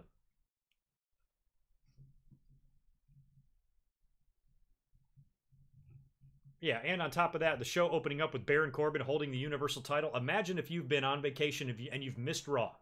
Let's say you've been on vacation for the last 10 days, and you just got back tonight, 1 hour before Raw started, and you turn on TV, because you're not aware of Roman Reigns' announcement, you know, and you see Baron Corbin holding the title. Are you not shitting your pants? My God. Rarely even that one's too hard. I want all three of them. I would never kill any of those beautiful women. No, I wouldn't lay a finger on them. Well, I might lay a finger on them. Or in them. But no, I wouldn't kill either one of those three beauties. That's for sure. Yeah, Nikki did work her ass off. I mean, the match was like, I was kind of impressed, you know, because Ronda, she might not have the most ring experience. She might not have been a professional wrestler as long as some other girls, but she's an athlete. She's a trained, capable athlete with athletic ability, and she's translated very well into wrestling. And I think with her limited experience, she's every bit as good as at least half the women on the roster, including Nikki.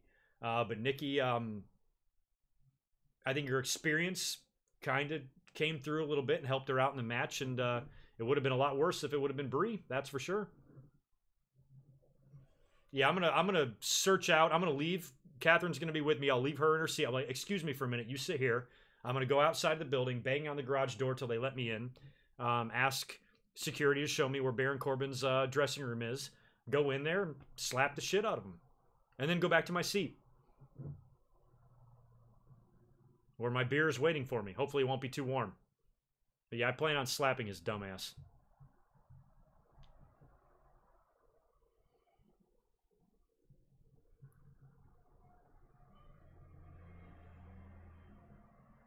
Yeah, I think overall, like some of those matches that you think might suck, Nikki and Ronda came through. And the funny thing about that is you have to remember, they weren't doing buffer matches. They had the 3 title matches, the final 3 matches. It was NXT, SmackDown, Raw titles right in a row.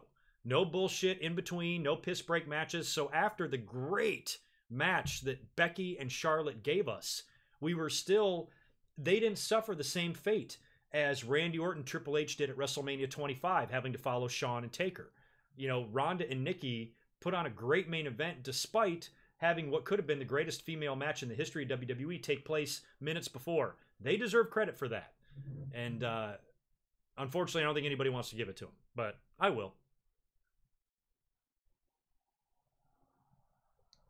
Chaz, the cats, man, I fed them right before we started the live stream, so they've been sleeping. Tito is right here, but he's out of camera view. And last time I checked on Bub, he is inside the closet, buried under all my clothes in the clothes hamper. That's kind of like his go-to spot. He loves it in there.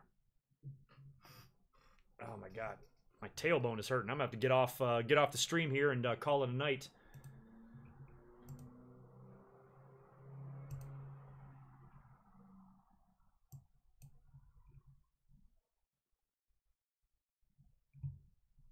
Well, we got William Moulton on Twitter thought tonight's Raw was actually good. So you might have some people that thought it was good. I personally thought this show was really bad. But if there's people out there that enjoyed it, great. The last thing I'm going to do is be one of those assholes telling you you're not allowed to enjoy it. You can enjoy whatever you want. I personally didn't really like the show.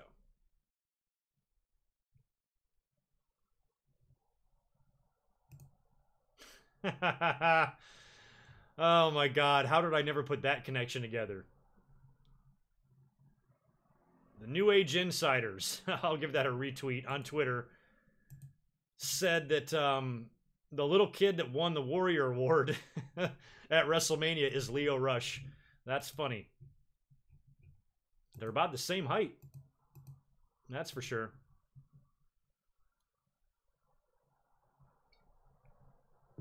Me and Corbin do not look a lot alike. Nothing at all alike.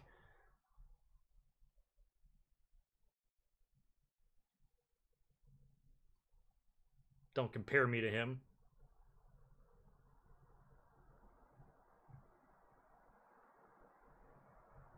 Yeah, tonight just wasn't that fun of a show. It really wasn't. But so we got around the YouTube right now. Oh, yeah, pretty good audience in here. I'm going to be getting out of here in a minute, though, guys, in case you're wondering about signing off. Incidentally, too, one thing I want to let you guys know about. Oh, yeah, pretty good amount of subscribers, close to 100. Maybe 20 more would be nice. If you're one of those people that likes to go back and watch my my live streams like the next day, a lot of people are like, hey, what happened to your live stream? Usually I make all of these unlisted, so just save this link. If you want to go back and watch this, all you got to do is keep the link. You can watch it whenever you want. But I generally will make it an unlisted video because I don't want my YouTube page just covered with live streams. I want my podcast and shit like that to be featured, so I usually kind of unlist those because there's no really reason to go back, and it's not content, it's just me hanging out. So I don't really want it featured on my channel, but if you want to go back and watch them, you can. Just keep the link. Make sure you save the link here, and you can go back and take a look at it anytime you want.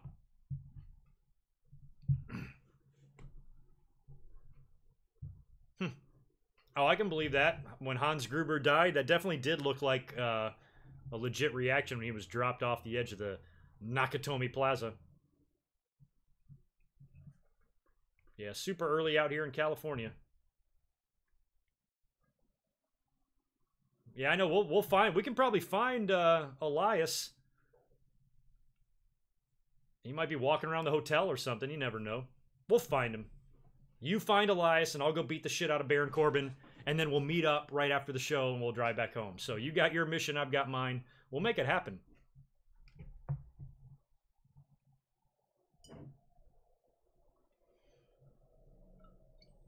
Thank you, Luna. I appreciate you hanging out tonight. Thanks to everybody that hung out tonight. Thank you for all the super chat support and everything. It's been awesome the last couple of nights. Thanks for the subscriptions.